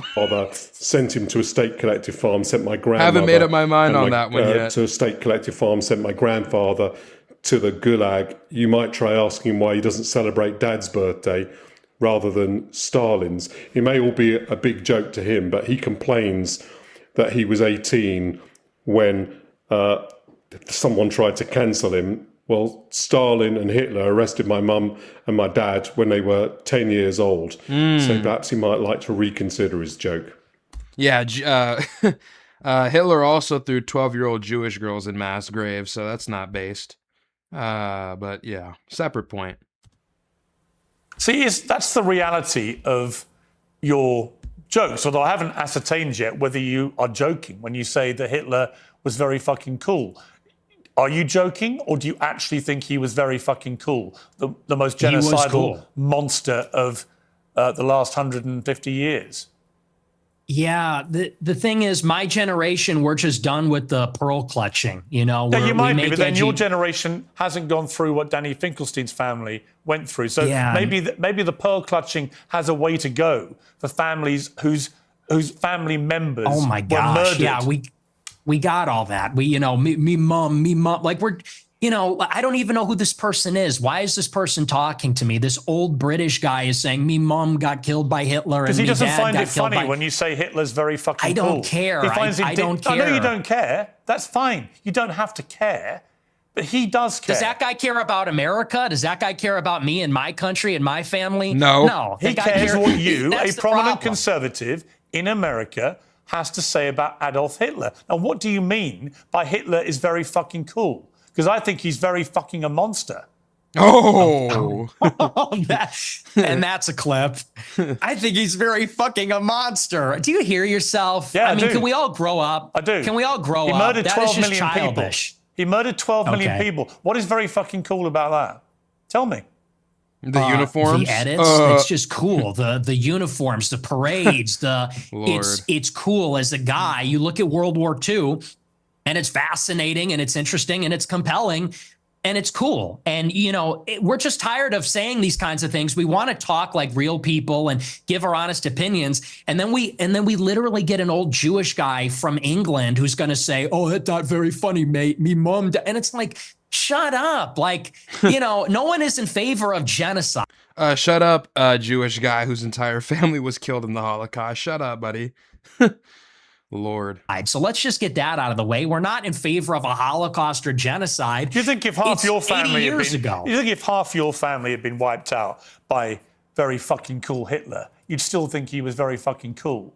Or would you think that actually he was a despicable monster who murdered 12 million people, who targeted people because they were disabled or Jewish or Romani Gypsy or whatever it may be, and that he systematically destroyed people, incinerated them in gas chambers, Do you think that you would find it very fucking cool if your family had been through that? Or do you think you would find it very fucking disgusting?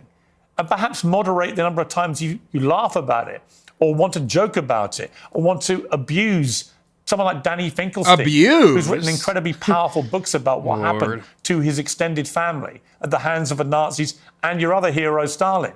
He's abusing him? My point to you, Nick Fuentes, is that in parts of this interview, you try to come across as moderate, but every now and again, the mask slips. And it slipped again here with what you say about Hitler. There's nothing very fucking cool about Hitler. We know that from history now. We know what he did. You've already conceded that he murdered at least 6 million Jews. So when you say he's very fucking cool, Jewish people watch this and go, this guy's disgusting. Why would he say this about someone who perpetrated such an evil? And what's the real answer? Why do you? Is it just for clicks? Is it for money? Is it just for fun? For shits and giggles? What is it? What motivates you to say? Like, why is Piers being so emotional about this right now? It's just like, it comes across as like being a Karen, basically.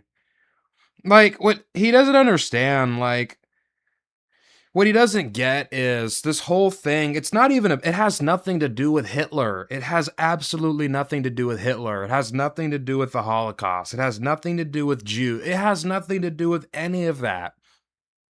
The only reason Hitler was relevant to this in any capacity whatsoever is because it's a broader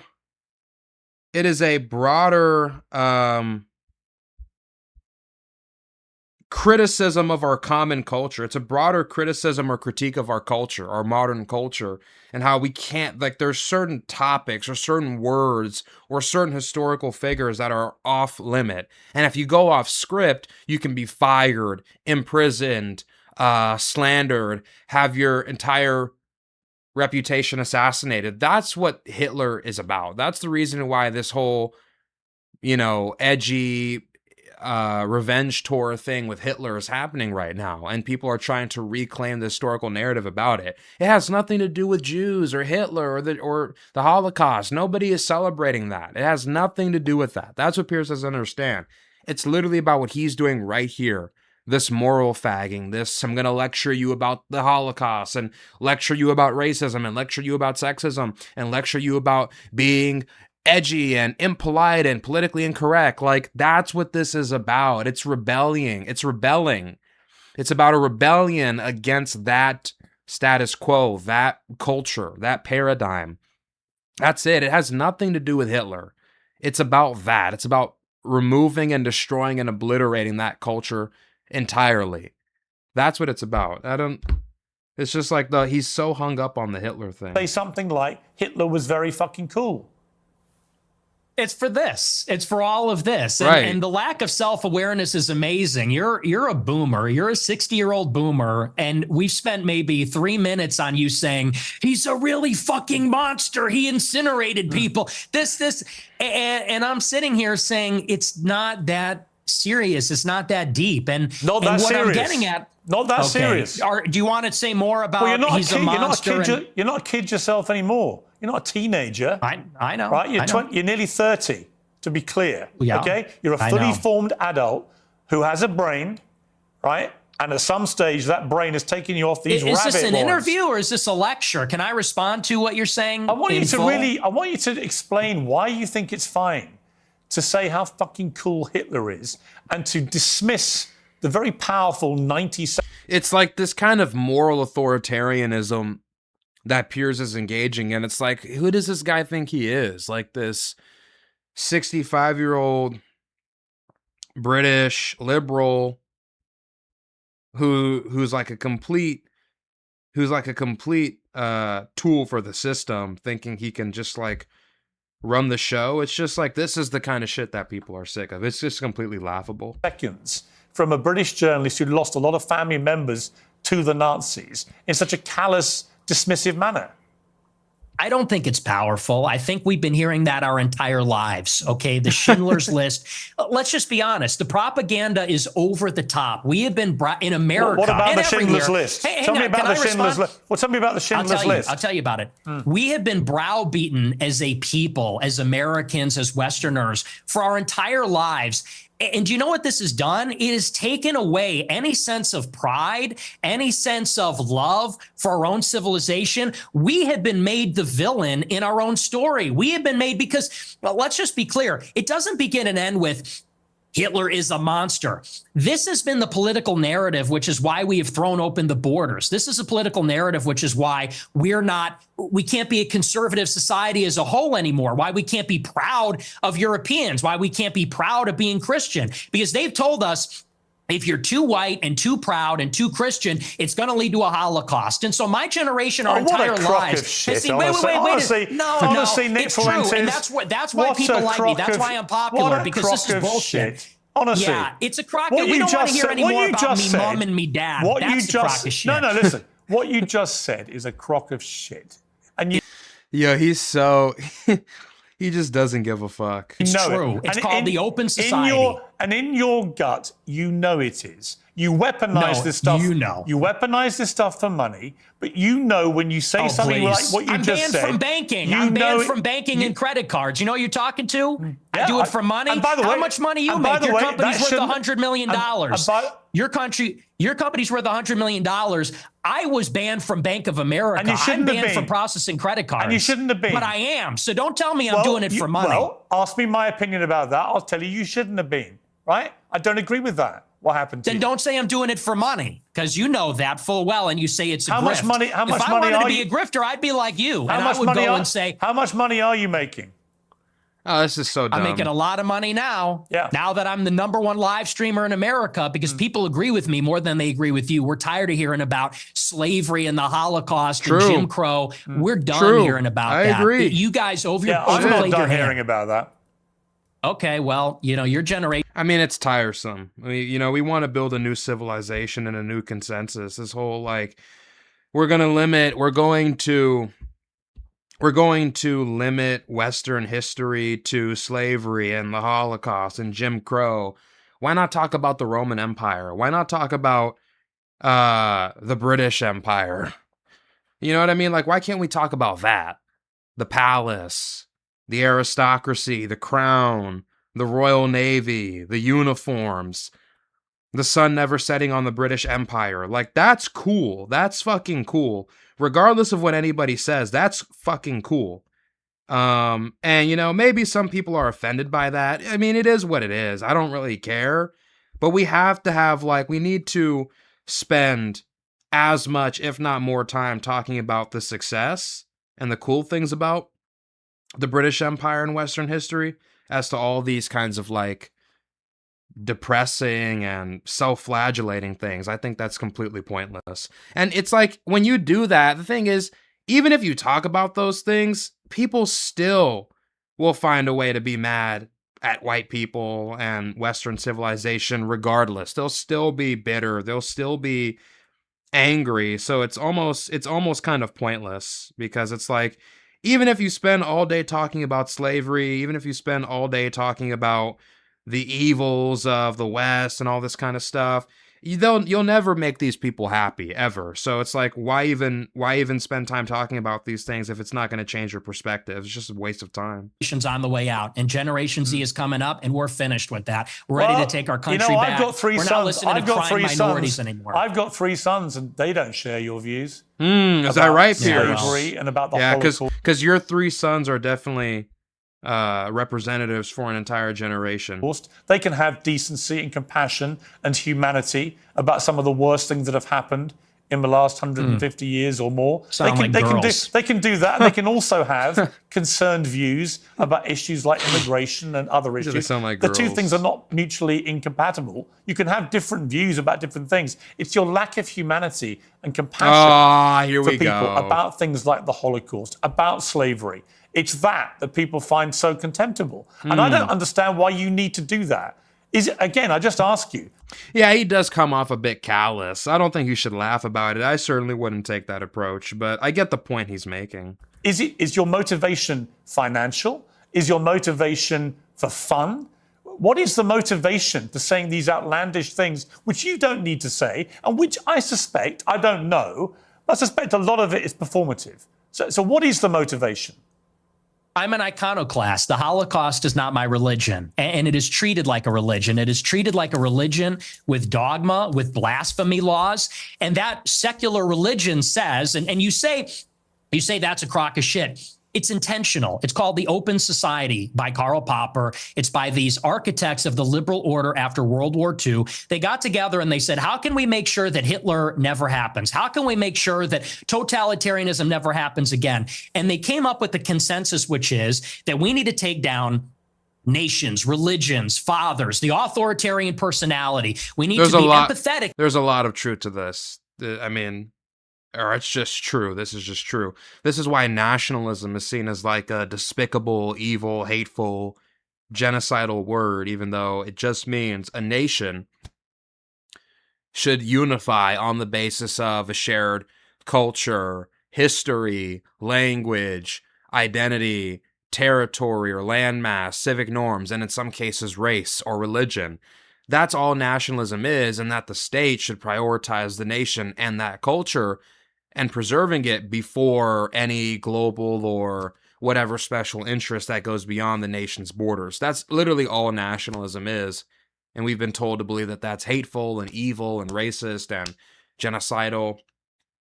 So, no, what he's saying is correct. And altruistic. We need to be diverse and pluralistic. And that experiment isn't working. And I'll tell you the truth right now, and you can laugh at this, you can scoff at this, our people are being genocided in our country.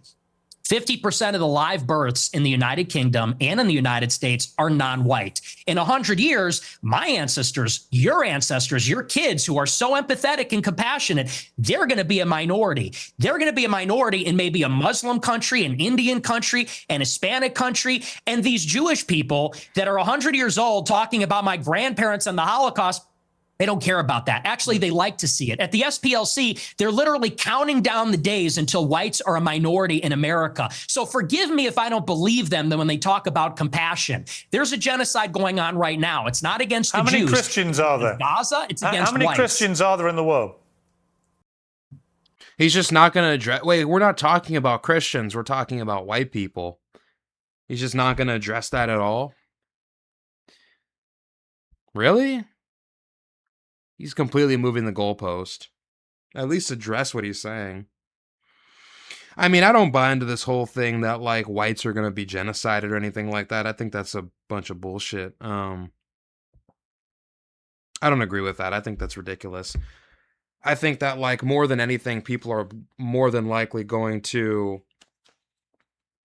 assuming we shut down the borders, if we don't shut down the borders, then this country might become very... internally divided. But more than anything, I think now or in the coming years, white people are probably going to start becoming a lot more tribal about white women and white women marrying non-white men. It's going to become even more frowned upon. There will probably be a right-wing backlash, I can only assume. That's my perspective on it.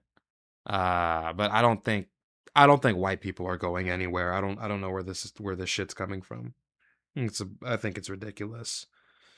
But that's my opinion, shit. Like me, 1 billion, yeah, 2 billion. How many Jews are there? 15 million. We're talking about whites, though. We're not talking with about a straight Christians. face, you're going to tell me the world is being overrun by the Jewry, by 15 million people, when there are over 1 billion Christians. There is a genocide of Christians like poor old Nick Fuentes. He's talking about white people, not Christians. I don't know what Piers is talking about. Fuentes going on at the hands of these 15 million Jews. Really? See, this attitude is why you're losing. When you say who am I losing to? White people, who am I losing to? White people. Who am I losing to? You're seeing it. Mass migration. You're losing to me. We are losing as a civilization of mass migration. And here's the difference.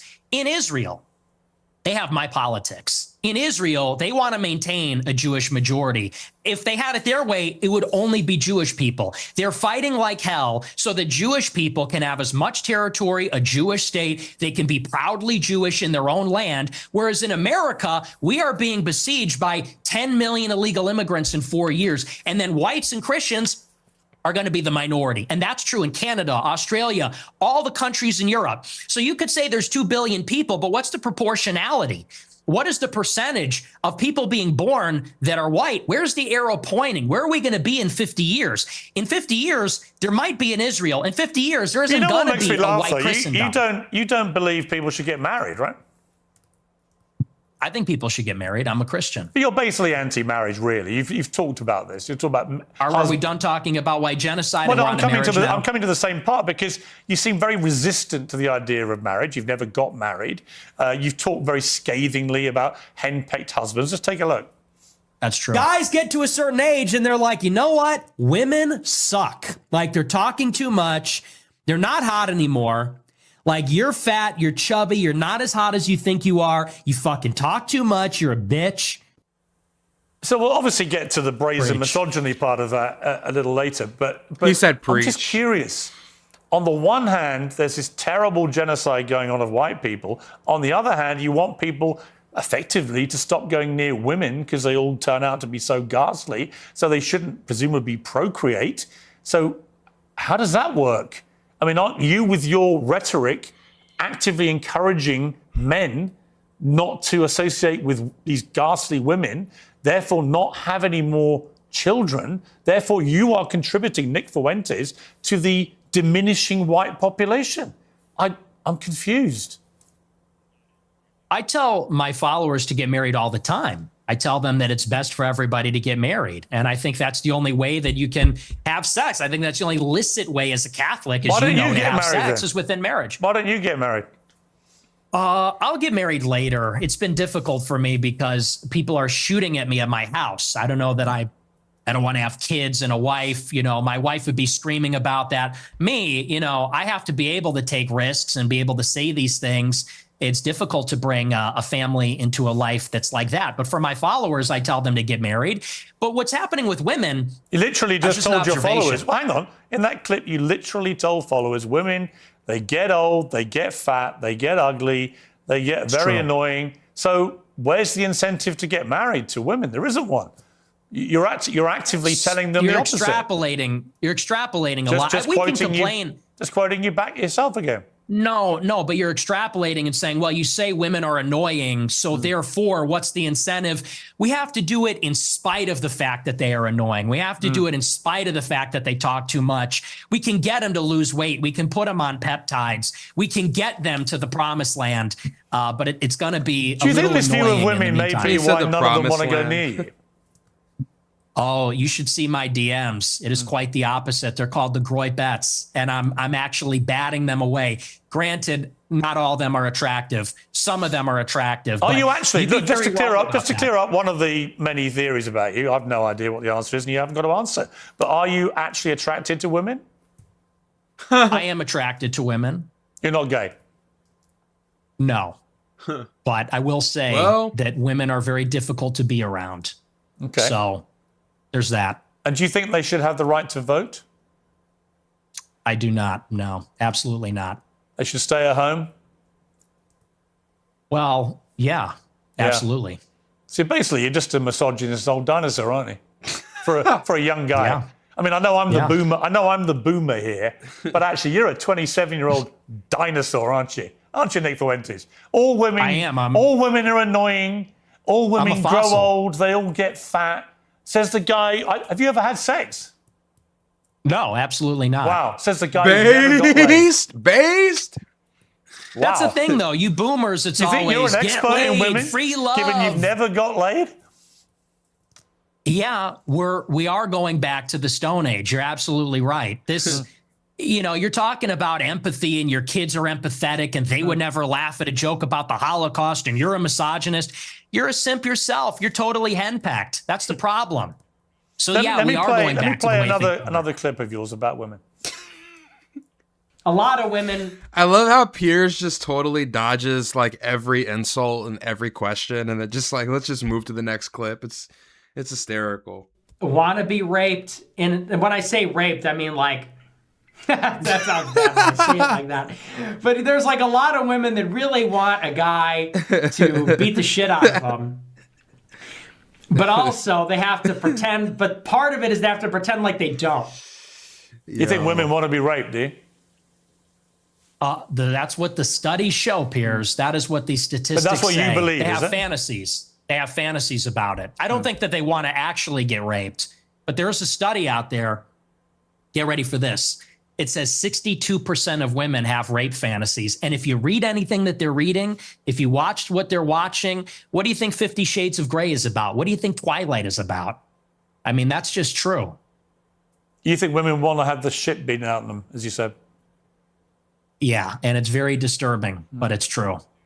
Do you think your views on women might change if you actually ever had a relationship with one or had sex and actually had a proper relationship? I mean, people say the reason you're so angry about women is you're basically an incel. Well, I'm not angry about it. You sound very angry. You sound very, very angry about women. They get I'm passionate.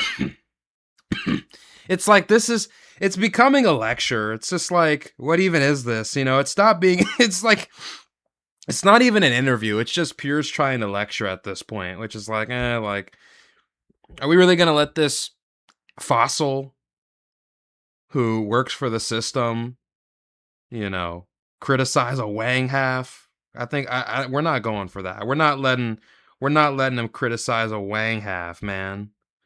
No, but it's just like, it's just hard to take serious because it's just like, it's just a joke.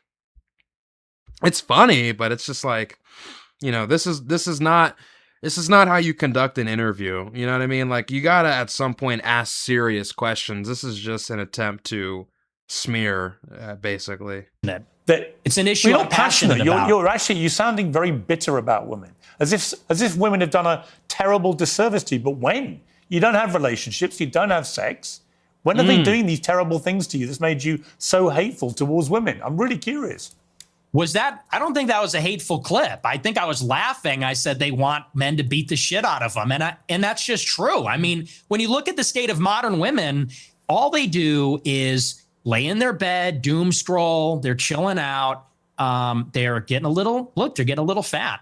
It is what it is. I don't know what the average weight is, but they're getting a little heavy. And any guy that is playing the field these days will tell you that. I mean, and I know a lot of the Chads. I am an incel. I'm friends with a lot of Chads like Bradley Martin, Clavicular. They agree with me. Clavicular is a Chad? Really? Isn't he like an autist? There's no way he's a Chad. How does Clavicular clear the bar of a Chad? It's the funniest thing I've heard in my life. You know, there's sort of like this alliance between the guys that don't have sex and the guys that get the most sex. We know what women are about. It's the guys in the middle. Guys like you in the middle. It's the beta male orbiters that say, damn, she's amazing. You're a misogynistic beta pig. male. Because I don't know what that is. I guess well, come on, let me explain to you what I think it is. I think when a 27-year-old guy who's never got laid, never had a meaningful relationship with a woman, says that women shouldn't be allowed to vote, they should stay at home, that all they do is fantasize about being raped and being beaten up, that's what they want, that they're annoying, that they get fat, that they get ugly. That's a misogynist. Now, you may not understand it because your knowledge of women is so incredibly tiny, but it's like this whole, we're going to make you out to be a racist, anti-Semite, misogynist. It's like, you got to come with something new, you know? Like, you have to actually disprove the points. You actually have to debate the merit of the points that he makes. I think on the whole black crime thing, I think Nick just completely fumbled on that. But when you talk about like the Jewish stuff and the stuff on women, and it's like, you have to be able to actually think beyond these, you know, recycled terms. You know, at a certain point, it doesn't have the same gravity that it had at, you know, previously. Actually, you are the embodiment of a misogynist. It couldn't be clearer.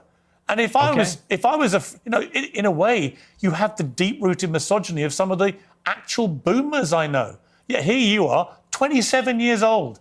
And most of the current studies show that a lot of men are really disenfranchised from society, no longer have physical relationships with women if they've ever had them, never associate with women, and build up instinctively misogynist views about women. And I fear you're in that position. You're just a bit of a lonely guy who wants to get laid and can't for whatever reason. And it's made you bitter about it. He said it can't. And I don't know where that's come from, but it's fascinating.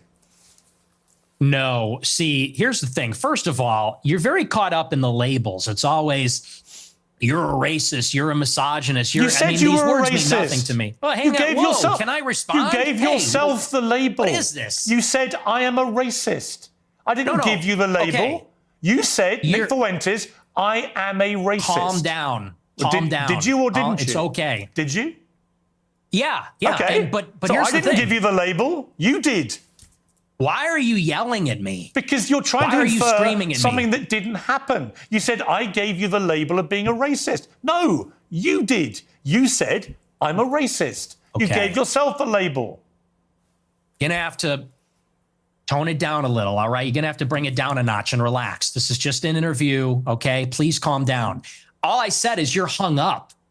I didn't say you gave me that. Maybe I did. You did. But here's what I mean. What I mean is you're just hung up on on proving you're a misogynist. Okay, you're a racist. Okay, you denied the Holocaust. And I'm not about the labels, man. You didn't deny the Holocaust. Past that. As I said to you, look, Nick, I just wanted to go over the stuff that everyone uses out there about you and get you to respond.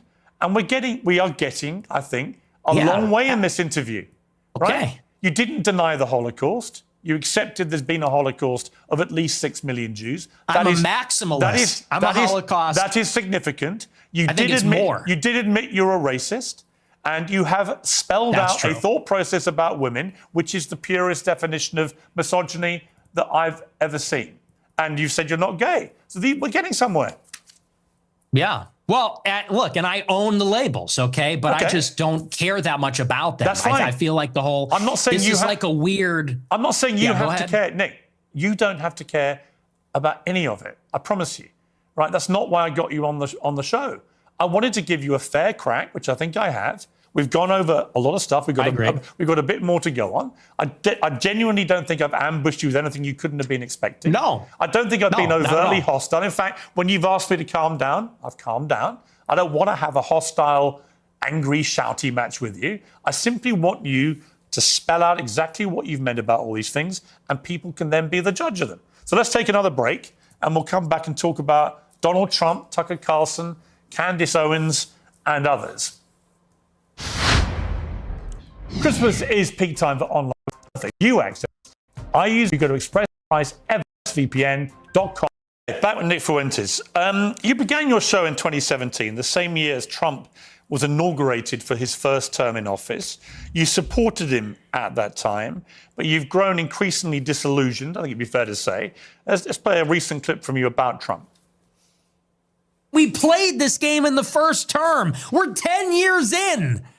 And you still have these people, I hate to say it, but they're just like in denial. And they're like, okay, everybody, let's all go on Twitter and let's tell Trump, don't screw over your voters.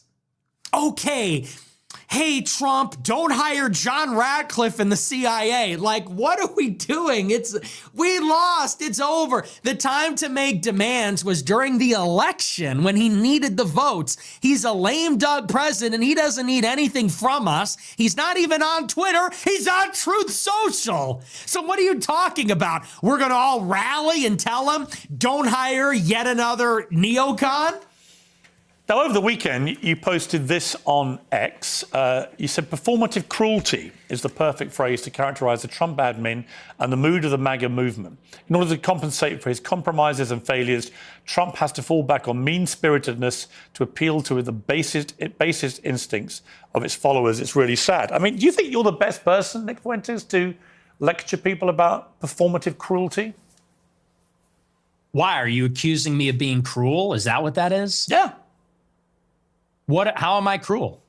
You're cruel about black people. You're cruel about women. I mean, you're cruel about a lot of people, and you're very performative. Okay. I don't think I'm performative. If anything, everyone else is performative. I'm authentic. You know, whatever you want to say about me, it's real. It's from the gut. But yes, I do think it's performative. And what I mean by that is, you know, when they're doing the deportations, they know the deportations are not where the base wants them to be. They deported, the figures are disputed, but from my data, it's 300,000 in the year, which is not a massive deportation. They know the base is unhappy with that. So what do?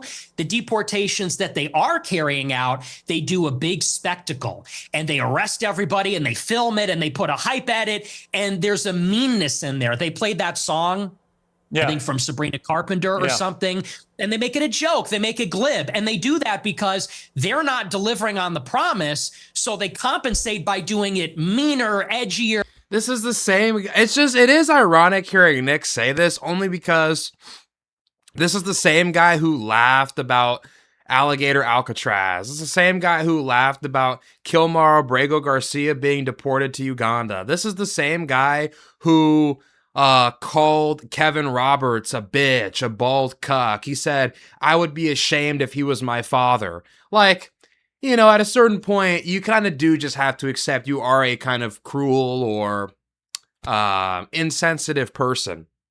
And it's like, own it, you know, just own it. Just be like, yeah, I don't give a fuck about anybody else.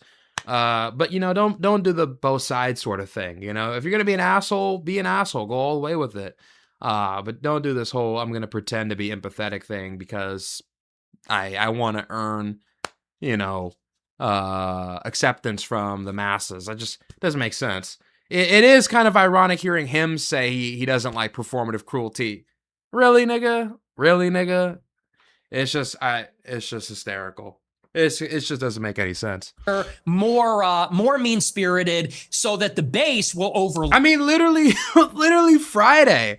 Literally, he talks about he doesn't like performative cruel. Literally Friday, he goes on like a 10-minute monologue talking about Candace Owens being a dumb black bitch, a dumb narcissistic black bitch, and that he's annoyed that white men are taking the bait and following her lead and saying, our entire culture is becoming Negrofied. And if I want to put my Burger King brown and say, get this nigga bitch off the plane. Like, this whole idea that Nick Fuentes is not like performatively cruel. Like, really? Like, is anybody really? That's his whole thing. That's the whole thing. He cracks up about it. And it's like his version of it is okay, but Trump's version of it is really not okay. Gypsy Crusader's version of it is really not okay. It's like he wants to differentiate himself from them for acceptance, but then like not water himself down too much. It's like, nigga, which one is it? Is it fuck Candace Owens, she's a dumb black narcissistic bitch, Kevin Roberts is a bald cuck, Alligator Alcatraz is really funny, we need to deport more people to Uganda and laugh about it? Or is it Gypsy Crusader is too mean because he says the N-word to children? It's like, what? Trump posting hype edits, DHS posting hype edits on Twitter is really mean and really insensitive. It's like, what? What are you talking about? Are you the one to make that claim? Really? I don't think so. I don't think he is the one who can say that. You know, it's just this whole thing is just laughable. You know, it's like, pick a side. You can't be the only one who's allowed to engage in performative cruelty and nobody else can do it. And then you want to take the moral high ground by calling out the Trump administration and Gypsy Crusader. Anyways, that's just my whole thing. Look, the fact that it's not happening. And I get it's not the same as Gypsy Crusader, but like it is a sense of performative cruelty. It is insulting. It is insensitive. It is rude. It is impolite. You know, like obviously, like saying I want to put my Burger King crown on and say, get this nigga bitch off the plane. She's a dumb narcissistic black bitch. Is that not insensitive? Is that not rude? You know, it's like, I don't know. I just don't like it. He's kind of tone policing in a sense. It's by definition performative cruelty. You can call me a hypocrite, but it's definitely true about what they're doing in the administration. You went to see Trump at Mar-a-Lago with Ye for dinner. What was that like? It was very interesting. They're my two heroes. Ye is my hero. Trump is my hero. Even though he's very disappointing, I still a personal hero of mine. And he's a remarkable person. It was a great conversation. We got along pretty well. He liked me. I liked him. It was the love fest. I mean, he got attacked afterwards for supping with the white supremacist devil. I mean, do you accept you are a white supremacist? No, absolutely not. You don't think white people are superior to black people? No, I'm a Christian, so I believe everybody is equal before God. See, I don't like that card. I don't like that talking point. Like, I think, here's the thing. He's a white supremacist. He 100% is, or a white chauvinist, whatever word you prefer. White supremacist, white chauvinist, whatever. You know, they're kind of interchangeable. But Nick Fuentes is a guy who has said, he's a race realist. Humans can be organized on a taxonomical basis, and they can be classified as different races. The same way you can classify a golden retriever as being different from a Rottweiler. They're different breeds. So he looks at the races from the same perspective. He looks at the races the same way he looks at dogs. And different dogs have different aptitudes, and some dogs are better at other things. Or some dogs are better at certain things than other dogs. Like a Rottweiler or a pit bull or a Doberman is going to be more suited for aggression and violence and defending a home or a family than a golden retriever or a chocolate lab or a chihuahua. So he looks at humans the same way. And he believes that when you look at taxonomy and you order the races on the basis of a hierarchy, you would put whites at the top with intelligence and long-term thinking and building civilization and being better leaders, things like that. So in a sense, he would say all the meaningful aptitudes in terms of leadership, building civilization, leading humanity forward into the 22nd century, he would say white people are superior or are more suitable for that position than any other race. So in a sense, that would kind of make him a white supremacist just by definition, or a white chauvinist, if white supremacist really bothers you guys, and you guys don't like that word, and you don't like that label because it really bothers you. But he's at the very least a white chauvinist. And 100%, like this idea that like, oh, I think we're all equal under God and we're all God's children and we're all equal. Sure, maybe he believes that in a metaphysical, spiritual sense, but in a concrete sense, not in an abstract sense, but in a concrete sense, he does believe white people are superior. That's just true. I don't think there's any way of getting around that, no matter how much God talk, religion he wants to put on it. I'm not fooled by any of that shit. So anyways, that's my opinion on it. Including women? Yes. So you give women equal rights then? And the reason I can say these things, by the way, is because, like I said, I like Nick. Like, I don't, but I can hold him accountable for his views. He's a grown-ass man. He doesn't pay my bills. I don't pay his. And I can disagree with him, and he can disagree with me, and it's whatever. And like I said, I like him. Me and him agree on a lot of things. But yeah, I think a lot of his views on race and women and, to a certain extent, Jews, I think they're a little bit more zealous than mine, for sure. A little bit more intense than mine. In fact, I'm really not that interested in those things per se. I really am more interested in civilization, nationalism, political science. He's more interested in a lot of the race and culture stuff. And to me, it's like I'm interested in culture too, but I'm not like preoccupied with race, or I don't make that the focal point or the linchpin of my identity or my politics the same way he does. So yeah, we'll disagree on things. I mean, like I said, I like Nick. But like, we're different. I have a different ideology. I have different political beliefs, and he does. And we're going to disagree, but I just think it's funny hearing him say that. And I mean, I'm qualified to speak on this because, like I said, I watch his stream every night. You know, I know him. Like, I've been watching him for a long time. I'm a fan. But I have to be able to say my piece as well. You know, it's just what it is. I can criticize him and hold him accountable. No. Great. No. Great. Okay. So you just talked a lot of. I mean, he's a white supremacist. Oh my God! Don't say white supremacist. It's such a mean word, but it's an accurate descriptor. or white chauvinist, whatever word you prefer, whatever word floats your boat, makes you sleep well at night. White supremacist, white chauvinist, same shit. Those words, you could 100% apply those words to Nick. I don't know why we're doing this like 1984 Brave New World. Words have no meaning anymore. Like, no, white supremacist is 100% a real thing. Well, bullshit, isn't it? No, why are you like mad about this? No, you want women to be treated equally before God, but you don't want to give them equal rights. Yeah, because or 3 hours in, Jesus. Women and men are different. Look, do you believe there are two genders? It's your view. Do you think there's two genders? I do think there are two genders, yes. Okay, and so you mean there's distinction. There are two distinct genders. I think we should all have the same rights to... Well, if they're meaningfully distinct, biologically distinct, and they have different social and biological roles, I think it would follow that we would treat them a little bit differently in the law. Do you think the Catholic Church's teachings reflect that? I do. Yeah, there's no female priests. Have you ever seen that? Do you think that the Catholic Church thinks all women should be deprived of the vote? Yeah, I think so. No, they don't. I think they do, yeah. You think the Catholic Church position is women shouldn't be allowed to vote? I think so, yeah, but I'm not positive. No, it's bullshit.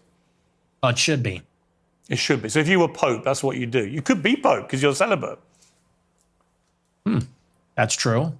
And I'm also from Chicago, like the Pope. But look, I mean, women, it says in the Bible that women have no authority over men and they can't teach men. And that's why there's no female priests. It says a lot of things in the Bible. Catholic... I mean, do you take every word of the Bible as sacrosanct? Well, yeah, it's inspired scripture. That's all of it is now all of it is sacrosanct. A theological debate. Well, it is Catholic doctrine that women should not lead and teach. I mean, you're not interacting with what I'm saying. Why can't women be priests? They should be. No, they shouldn't. Well, you're not Catholic. That's not a Catholic position. I am a Catholic. Many things I disagree with the Catholic Church. Okay. Well, that kind of is contrary because the whole... That's cafeteria Christianity. It's like picking and choosing what you want. Like, it's not accurate. That's not right. You can't just pick and choose what you want and leave the bad stuff out. Like it's some kind of buffet. It's just crazy. The whole basis of being Catholic is accepting. It's accepting the authority of the pontiff. You can be a member of a religion and disagree with parts of that religion. Perfectly reasonable. You could be, well, yeah. I mean, you could say unless you're an extremist, but it wouldn't be true. If you're an extremist, you can't. Okay. Obviously, you never deviate. That's just not rigorous. You never deviate if you're an extremist. Even the Constitution, even the Constitution's been amended. Was it 27 times? We were talking about this sacrosanct document. It's been amended 27 times. Oh my goodness. Yeah. Oh my. This is not rigorous intellectually. This is very. Just a statement of fact. Theology. Okay. But I mean, Catholic doctrine has changed. We're not going to act like the Catholic Church hasn't changed since the Nicene Creed. You know what I mean? Since 325. It's just, we know that the Catholic Church has changed significantly in that time period. Let's just be real about that. That's a completely different point, though. It's fine. Where were we? We're talking about Trump, and somehow we got into Trump. You're white knighting for women's rights. On Trump, well, I think women should have the same rights as you and I. You don't. That's fine. Put on the pink hat, bro. Put on the pink hat. What's the pink hat for? Got him. For the march, for the women's march. Are we going to see you at the women's march protesting for women's rights and all that? I think women should have equal rights to men. Period. You carry tampons in case your female friends get a period or something. Like, it's crazy. I'd have no problem giving a female friend a tampon. Would you? Have you ever? I don't suppose you've ever seen a tampon, have you? Oh my God, Piers! This whole Piers Morgan and this whole aloof, haughty British persona. It's just like, dude, stop. Just stop. I suppose you wouldn't give a friend a tampon. What is he talking about? What is he saying? Well, I suppose I would give a friend. Would you not give a female friend a tampon? Well, would you not give a female friend a tampon? Oh, I suppose you've never seen a tampon. Okay, all right, nigga. Let's just stop. Gross. Absolutely not. Get that away from me. You think tampons are gross?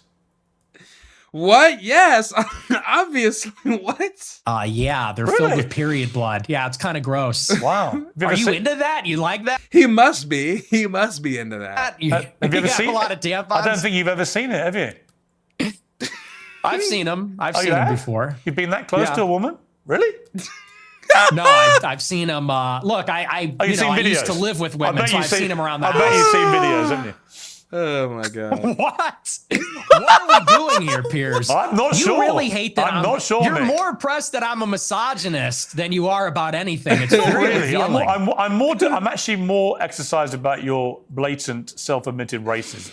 Oh, there I'm we go. about There we anything. go. But the misogyny runs a close There second. we go. Let me ask you about Tucker Carlson, because you had a long sit down with Tucker Carlson, in which he was, oddly, I like Tucker, we get on well. I was with him last week in London. But he gave me a harder time than he gives you. And then afterwards, he was more critical. And then you said this about Tucker. He's a handler. He handles people. That's what he does. He's a fucking liar and a handler. He goes around telling people, I don't know anything. I don't know. Oh, I know nothing. I don't even have a phone. I am just a clueless tourist. I just travel to all these countries and,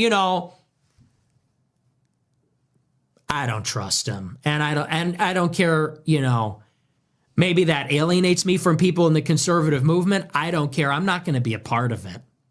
I'm not going to be a party to whatever that is. Whatever that CIA bullshit is, I'm not. No, he's right about this, though. Like, a lot of the stuff with the conservative movement is weird. Milo Yiannopoulos, Ben Shapiro, Marissa Straight, Prager University, TPUSA, Erica Kirk, Tucker Carlson, working for MSNBC. His son works for JD Vance. He's getting money from a network that works with Peter Thiel. Like, all of it is just weird.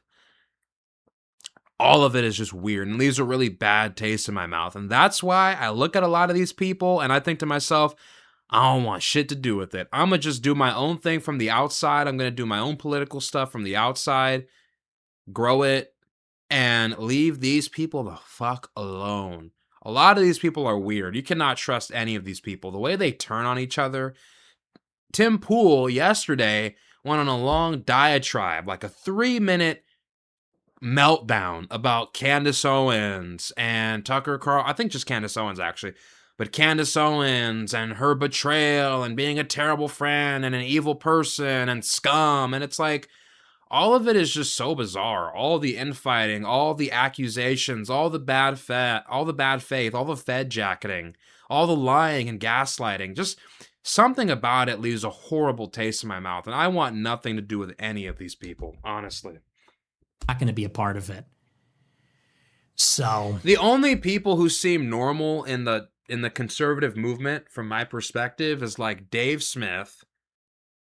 Dave Smith seems cool. He seems like a guy I could get along with and be cool with. Who else besides Dave Smith? I don't know. Like Tucker Carlson, Candace Owens, Jason Whitlock, Nick, to a certain extent, with some of the stuff that he's been involved in. A lot of these people give me an odd vibe. I'm gonna just keep it real with you guys. Like, a lot of people give me a strange vibe. I don't know. And like I said, I like Nick. I think he's funny, but like, I don't know him at all. We've never talked. I don't know the guy personally. So, yeah, a lot of these people give me a strange vibe. I'll just leave it at that. Max Blumenthal, it's just very weird stuff going on. Now that I've heard enough from Tucker and I've heard enough from other people and I've seen enough, this guy's not who he says he is. Not an ally. Stay the fuck away from me. You're weird, dude. You're weird. See, what would have been great is if you'd said that to him when you were sitting opposite him. Well, when I was sitting opposite him at the dinner and in the interview, he was nothing but nice. He was very nice to me and very cordial, and he didn't call me an anti-Semite, and he didn't even press me on it at all. And I thought he would, and I almost wanted him to. He was nothing but nice, and we had a great time. We had a really great dinner, really great interview, and I felt really good about it. And the next week on my show, I said, he really surprised me. He's great. And then every interview he's done since, all he does is call me an anti-Semite. He goes, well, I hate his anti-Semitism, and, I wonder why people like him. And so I just think that's two-faced. So after that experience, It kind of turned me off. I didn't like that, 100%. but he's going to do what he's going to do. He's still a nice guy, but I think he's two-faced. Yeah. What about Candace Owens? You had a sit down with her. She called you out on a few of your more incendiary comments. You've been attacking her quite virulently recently. What's going on there? Well, it's me and her. We're so complicated. We're on and off. It's very passionate on both sides. I think there's this intense desire to be friends, but a frustration where we disagree with each other. There's a rivalry. But I thought we were going to have a friendly conversation, and then she kind of did the same thing. We're going to go on a show during the war with Iran. We're literally in the middle of a war. And she texted me the day before the United States bombed Fordo. And she said, would you like to come on my show? I said, absolutely. I said, is this going to be about Iran? She goes, I don't do setups. I said, yeah, let's do it. I come on the show, and then she's like got this weird hostile demeanor. She's doing the clip thing. Then she puts it behind a paywall. It was ridiculous. So that really was not nice. And then I think this whole Charlie Kirk thing, I think she's gone insane. I think she's absolutely lost her mind. True. So I feel sorry for her husband. What did you feel when Charlie Kirk was assassinated? Where were you when you heard about it? I was at my house, and a friend of mine who was actually at the event texted me and said, Charlie got shot. I said, who? He said, Charlie Kirk. I said, oh my gosh, that's terrible. And honestly, it was devastating. I didn't like Charlie Kirk at all. And we had an intense rivalry, and he hated me. But honest to God, I was devastated. I was emotionally affected by it. I didn't even do a show that night because I was beside myself. So it was rough. I mean, it was hard to watch. I still remember that day. I still remember the day Charlie Kirk was assassinated. That was a strange day. That whole day felt off. Like it just felt like time stopped. It really felt like time stopped that whole day. And I got a text from my friend telling me about it out of nowhere. And I thought he was bullshitting me. And then I looked it up on the news, and I saw that he was assassinated at a public event. I saw the video, and horrified. So, yeah, I remember that day, man. It's like, and since then, it has felt weird, dude. Politics in this country has not felt the same since he was assassinated. I shit you not. Just like on a subterranean level, something has changed in a way that I can't fully articulate. Like, something has changed since he was assassinated. It's gotten darker, more divisive, more explicit, more antagonistic. And maybe you guys get a similar sense, but that's how I feel about it. I could be wrong, but that's just what I perceive, But that whole day, man, it was like disorienting. It's like time was moving so slow. And just that whole situation was just bewildering. When you say you were beside yourself, I mean, you hated him. I don't hate anybody. I didn't hate him, but I really didn't like him. I intensely disliked him. And that means hate, whatever. People have like such an aversion to the word hate. An intense dislike for someone is a hate in a sense, but whatever. He called you vermin, didn't he? He did. Yeah, he hated me also. I guess hate is like you dislike so much to the extent that you want to see them suffer, or harmed. But you were still beside yourself when you heard what happened to him. I was. I thought it was disgusting what was done to him, and it was tragic, and it was horrifying. Do you fear an attack like that on yourself? Have you upped your own security because of this? Because your profile's got exponentially higher since what happened to Charlie Kirk. I have increased my security, but something similar like that happened to me. Someone came to my house with a gun about a year ago, almost exactly, trying to kill me, and he was shot and killed in my alleyway. So I've had increased security for a while. It's a bad time out there, and I do believe it was a left-wing person that killed him. I think it was a left-wing person that tried to kill me. So yeah, I take it very seriously. Elon Musk said on his X platform that you're a Fed. You're a paid-up hire of the government. Is that true? No. You've never worked for the government in any capacity. Why would you even ask a straightforward question like that? It's so fucking stupid. Like, why would anybody answer that question straightforward? Are you a Fed? Oh, yeah, I definitely am a Fed. Like, what? That's just so dumb. Why would anybody answer that question in the affirmative? In a public interview with 100,000 people watching? I've never talked to federal law enforcement. And actually, I've testified to that fact under oath when I was subpoenaed by the Congress. People leave that part out. But I got subpoenaed, I think, in January 2022, I think it was. And I was deposed by the subcommittee, the House Select Subcommittee on January 6th. And they asked me, did you speak with any federal law enforcement? And under oath, I said, no, I've never had contact with them. I've never turned over devices. So no, absolutely not. There's been footage that's come out again this week. This is you at the January the 6th riots. Let's take a look. It appears we are taking the Capitol back.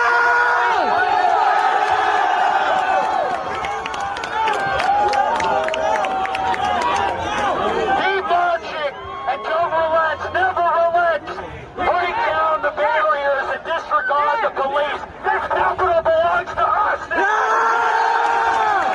The police are evacuating the Capitol.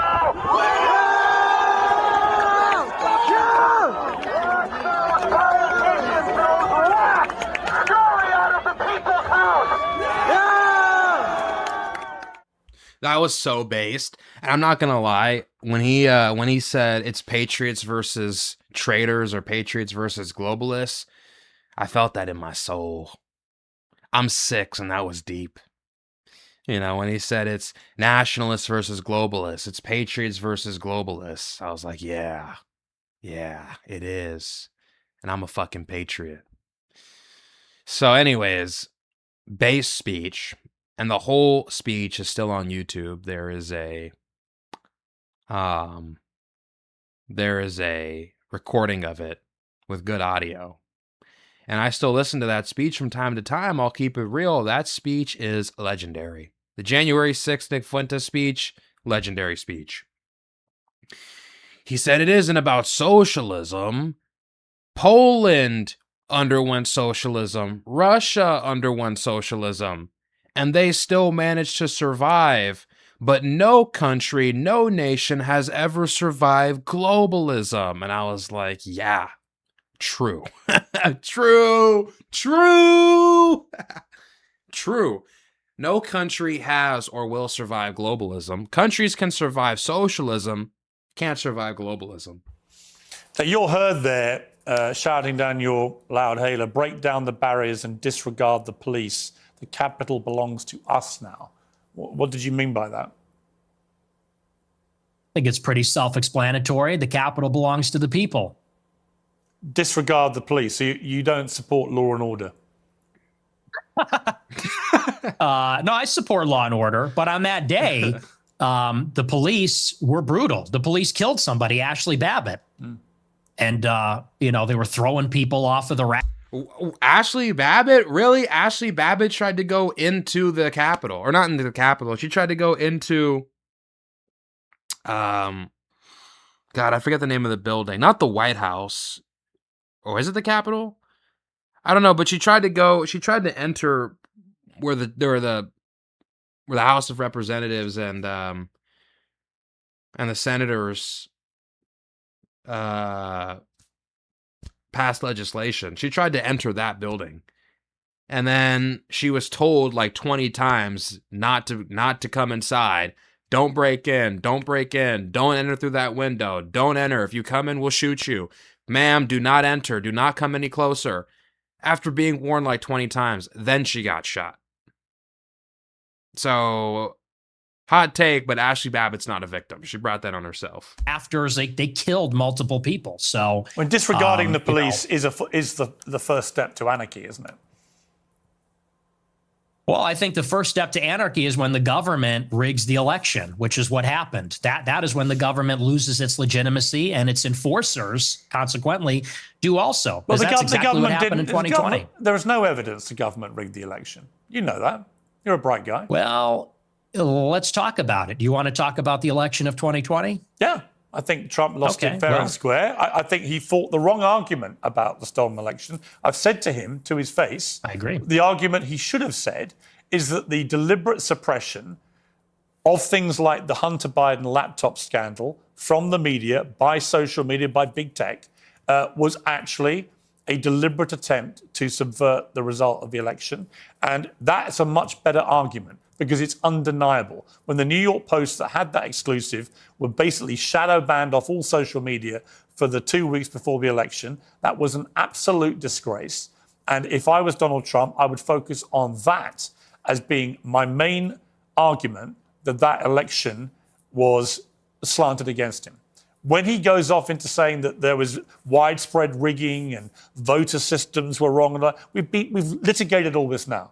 Through various court cases, various Republican judges have ruled there was no rigging of that kind. In fact, the American election system is accepted by most people around the world as being one of the best in the world, one of the most reliable. So I just think he fought the wrong argument. If he said the deliberate suppression of damaging stories to the Bidens, which could have swung the election, was outrageous and unacceptable, I'm 100% behind him. But by building this spurious argument that it was all rigged through voting systems and so on, he lost me. Well, I agree about the voting systems, but, when they went into the machines, I think that was ridiculous. However, what has to be accounted for is that in 2016, 35% of the votes were cast by mail. By 2020, it was 70% because of the pandemic. So you doubled the amount of votes that happened by mail. They called it in-person early voting. They called it a variety of different things. And the other thing that they changed is they solicited the mail-in ballots. So they sent ballots to people's houses. And once you do that, I mean, you have absentee balloting normally, but it's a process. You got to give your social security number, your ID. They send it to you. There's regulations in place. This is an election where they double the amount of mail-in votes, and they sent ballots to people's houses. And when you do that, you break the chain of custody. So they send the ballot out, and then they tell people return it at a 24-hour ballot drop site that's unsupervised. There's thousands of them, and they're going to hope that all the ballots that find their way into these drop boxes were filled out by the person that the ballot was intended for. And I know that didn't happen. I'll tell you why. My uncle has been dead for 26 years. He got a ballot in 2020. It was mailed to my parents' house. And that was happening in nursing homes. That was happening in apartment buildings. But you also know that every independent body that has looked at this has concluded there was no widespread rigging, that it was a free and fair election, and Trump lost. And the bottom line is he should stop going on about it anyway, because he won back the White House in 2024. By your, as you have been so keen to tell me, move on, right? No one wants to look back too far. That's a separate argument. I mean, you can say that he should stop talking about it, but whether it was rigged or not is actually relevant to what happened on January 6th, because what happened on J 6th is people were outraged about it. People were furious that, by the way, there's never been an independent ballot audit in all the states where there was alleged to be rigging. That has not happened. And certainly it did not happen up until January 6th. And people said, this is ridiculous. They're stealing it. If people, honestly, if either you or Donald Trump or anybody else wants to show me, I said this to him when I interviewed him last, if you show me the actual hardcore, incontrovertible evidence, then great. I've never seen it. Joe Rogan asked him. He didn't produce it with Joe Rogan. It's just never been produced. But look, I don't want to labour the point on that. So I suppose the more interesting question now, as your influence rises in the conservative movement in America, and there's a lot of splits going on amongst MAGA over a number of issues, and about you, and you know this, is your split with Trump irrevocable? Do you feel now, as we head towards the year of the midterms, that it's time to now look to who his successor will be, and who do you think that person should be? Well, it's not irrevocable, but I am very pessimistic about this administration.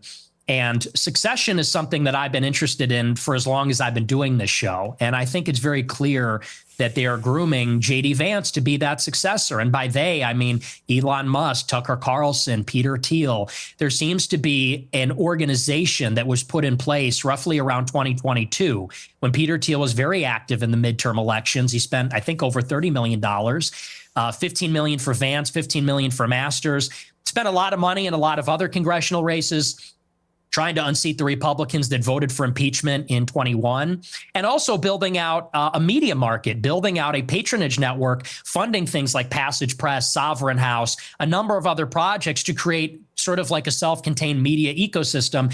And Vance is clearly the selected nominee. That is who the interests want. And they've been pushing for him very strongly. So I think he's the heir apparent right now. There's a forceful push. I've heard good things about him. I've heard bad things about him too. And where I think it needs to go is I think we need to return to the message from 2016, what Trump said in the first election, which is we need to drain the swamp. We need to get the money out of politics, the super PACs, the special interests, put America first in foreign policy and the wars, close the border and deport the illegals, and reindustrialize America, bring back manufacturing, bring back jobs. We're in this Cold War with China. We need America to have productive capacity again. We need America to have wealth. So I think whoever is going to bring us back to that, that's who I'm going to support. And I haven't seen enough from Vance yet. You called J.D. Vance's wife a Jeet. What does that mean? It's a slur for Indians. Why would you use that? Well, you want the honest answer? Because you're a racist?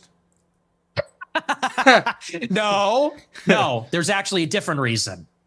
The reason why I said that, if you watch the whole show, By the way, his explanation here is totally fair. The BAP network is like, I mean, I don't even take those guys serious. Did you watch? With this explanation, he completely hits the nail on the head. That whole show, by the way? No, but you've admitted you use that slur. I'm just curious why you would use that about... Why would you say that word? It's so mean. There's a really important reason why, and this is why context matters. If you look online at the people that are supporting J.D. Vance the most, they are racist. They're racist also, let's say. And they look at someone like myself. I don't support J.D. Vance. And they say, you're brown. You're a third worldist. They are gleefully participating in the cruelty. You could say the performative cruelty of the Trump administration. They say, you're going back. You have 100 days until you're being deported. You're going in a crystal. And then they tell us to vote for J.D. Vance. And so all I did on the show is I said, you have basically racist chuds that post memes about Indians all day on Twitter, memes about third worldists and Palestinians even. But then they want to turn around and support a guy who has said on Twitter, how dare you say I'm racist? I have non-white kids and I'm in an interracial marriage. And all I said is I just said that's a little ironic. I said that's hypocritical. And Vance is going to have to explain to all of his supporters who have gassed him up as the real mass deportation candidate. He's going to have to explain to them what's going on with that. What is with the contradiction? Because and you don't feel any accountability for the millions of young people that will hear you use that slur and think it's fine to use it. No, I think that's ridiculous. Okay. Let's take a final break and come back with a little kind of summary of how you think this interview has gone for you. Okay. If you're a fan of series, access Merlin, much more. Okay, Nick Fuentes, we've been talking for nearly 2 hours. What is your view of how the interview has gone? I think it was great. Honestly, I think it was a tough interview. You're a tough interviewer. But I don't think there were surprises. I will not say it was an ambush because it wasn't. I sort of anticipated that you would make some choices about how you wanted it to go, and I was fine with it. So I thought it was terrific. As a Catholic, you're probably aware the Jerusalem Post has recently called on the Pope to openly condemn you. Would it matter to you if the Pope did? That's crazy. He's an American Pope, obviously. The Jerusalem Post? Really? The Jerusalem Post, which is based out of Israel and is a Jewish publication, is calling on Rome and the Catholic Church to denounce Nick Fuentes for being an anti-Semite. That's hysterical. It would be very disheartening, yes. Why? Oh, because he's a Catholic, obviously. Because he's our spiritual leader. He's the head of the church. He's the vicar of Christ. So if he condemned me, that would be very disheartening. And it would depend upon what he would say exactly. But yeah, I wouldn't like that. I wouldn't like that at all. If he condemned you because you've openly admitted to being a racist on this show? Oh, this racist, I would be disappointed if he said that, because I think that word racist, it means something different to everybody. And so I think that's just silly. I think that's just semantic. Have you ever been in love in your life? No, like romantically, no. Yeah, never. No. Do you think that's part of the problem? What's the problem? Why you are the way you are. Oh, and what's the way I am? What are you trying to say? I've given people 2 hours of the way you are. You're unashamed about a lot of it. I don't think I have a problem. I think I'm cheerful, boisterous. Look, unlike you, I'm willing to be a little provocative. Well, I guess you're willing to be provocative, but I'm willing to be very provocative, and I'm a free thinker. And I don't like to be tone policed. I don't like to be told about, people are going to tone police and play moral cop about you can't make this joke or you can't make this statement. And I think that's just about being intellectually open. I'm a believer in openness, and I like ideas. I completely agree. I think you should be perfectly free to express yourself exactly how you see fit. My problem is how you see fit with some of the things that you say. And we've been through a lot of them. And I think people who don't know you very well will have been shocked in parts and surprised in other parts. But in totality, they can see you for what you are. I think we've got a lot nearer to what the real Nick Fuentes is in the last 2 hours than we probably have seen from your other recent interviews. Would you agree? No, I mean, the clip thing, we've done the clip thing. We've all seen the clip show. Everyone's seen the clips. You think you're the first one to do the ADL rap sheet. So here you said this, and then here you said that. I've been playing that game for 10 years. So this is honestly more of the same, to tell you the truth. Nick Fuentes, I appreciate you coming on Uncensored. Thank you very much. Thank you for having me. Well, there you have it, ladies and gentlemen. That's it, a full 2 hours. Jesus, that was long. That was a very long reaction. Lord have mercy. Well, I'll say this. First, I got to give kudos to Nick for even going on here to begin with. I mean, the fact that he was willing to go on to Piers Morgan's platform and have an open dialogue about many of the most controversial things he said over the past 8-9 years, that's commendable to begin with. So there's that. Get that out of the way. The second thing I'll say is, let's just be real. This interview was a divide of generations. Gen Z versus boomers. Boomers want to enforce political correctness, moral authoritarianism. They want to make everybody go along with this open, tolerant, uncritical culture that basically prohibits any discussions of multiculturalism or race or religion or whatever else. And then on the opposite side, which is basically just liberalism, then on the opposite side, you have Gen Z. It's more reactionary, more provocative, more bombastic, more willing to bend the rules. It's more rebellious. And you can definitely see there is a completely different ethos on display here, with Piers Morgan being a traditional, classical British lib who is, this guy thinks he's like the moral authority on basically everything. And then you have Nick Fuentes, who is like a rebellious, precocious Gen Z, white guy, whatever, right? More edgy. And I think that to certain audiences, Nick is going to come off very favorable for being rebellious, for being standoffish, for not backing down on some of the controversial things he said. And then to a different, more moderate, more mainstream, more normie audience, maybe he's going to come across, I would assume, more unreasonable, more standoffish and abrasive and brazen. So I don't know exactly how this plays, but I do think just subconsciously, he needs to understand that when you're doing these interviews, you got to be serious. You can't be defensive. You can't be facetious. You can't be dismissive. You actually have to engage with the interviewer and engage with the questions, even if they seem a bit disingenuous or unfair. You can call that out. You can say, hey, I think you're being disingenuous. I think that question is unfair. I think you're being duplicitous here, but I'll answer your question regardless. But you got to be serious about it. You got to be, because this whole like ironic, above it all, facetious persona that he's putting on, long term, I don't think there's any political benefit to that. I think it's better to kind of begin to present yourself as a more serious figure, a more serious interlocutor, as opposed to somebody who's going to troll or be dismissive or defensive whenever pressed. But I will say this. I think on the Jewish thing, I think on the misogyny thing, I think he got his internet points. It's not like a transformative Nick Fuentes interview, to be honest with you, but I think he got his internet points. I think the interview he did with Crowder last week was a lot better. This one was funnier, for sure, a lot more clippable. But you know, it has to go beyond being edgy. I think it has to transform beyond that.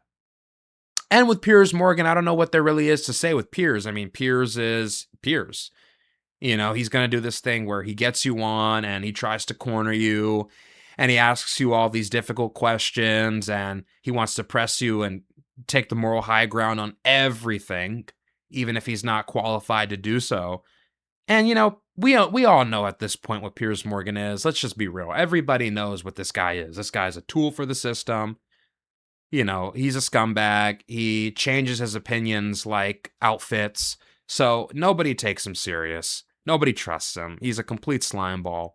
I mean, just if you don't believe me, look at the way he did a complete 180 with Israel and Gaza after realizing he can no longer defend it. So I don't take Piers Morgan seriously. I don't really trust the guy. That's my opinion. But what's more interesting here is Nick and the dynamic here. Regardless of what you might think about him, he handled this interview, even if it was a bit facetious, even if he could have taken a different approach. All in all, he did fine. He stood his ground. He dealt with the tough questions. He didn't back down. He never faltered. He never floundered. And he came off confident. And that's really important. Beyond anything, coming across confident is huge. He came off confident. He came off verbose. He came off, you know, aggressive. You know, willing to push back on Piers and willing to flip the script on him. So optically, that looks good. I just think maybe being a little bit more professional is the better approach in terms of political praxis, but that's my opinion. Anyways, I'm going to end it here. We're 3 hours and 38 minutes in, so it's been a long video. So I'm going to end it here. I hope you guys enjoyed this video. If you did, please like, subscribe, leave a comment, share, and until further ado, I'm out.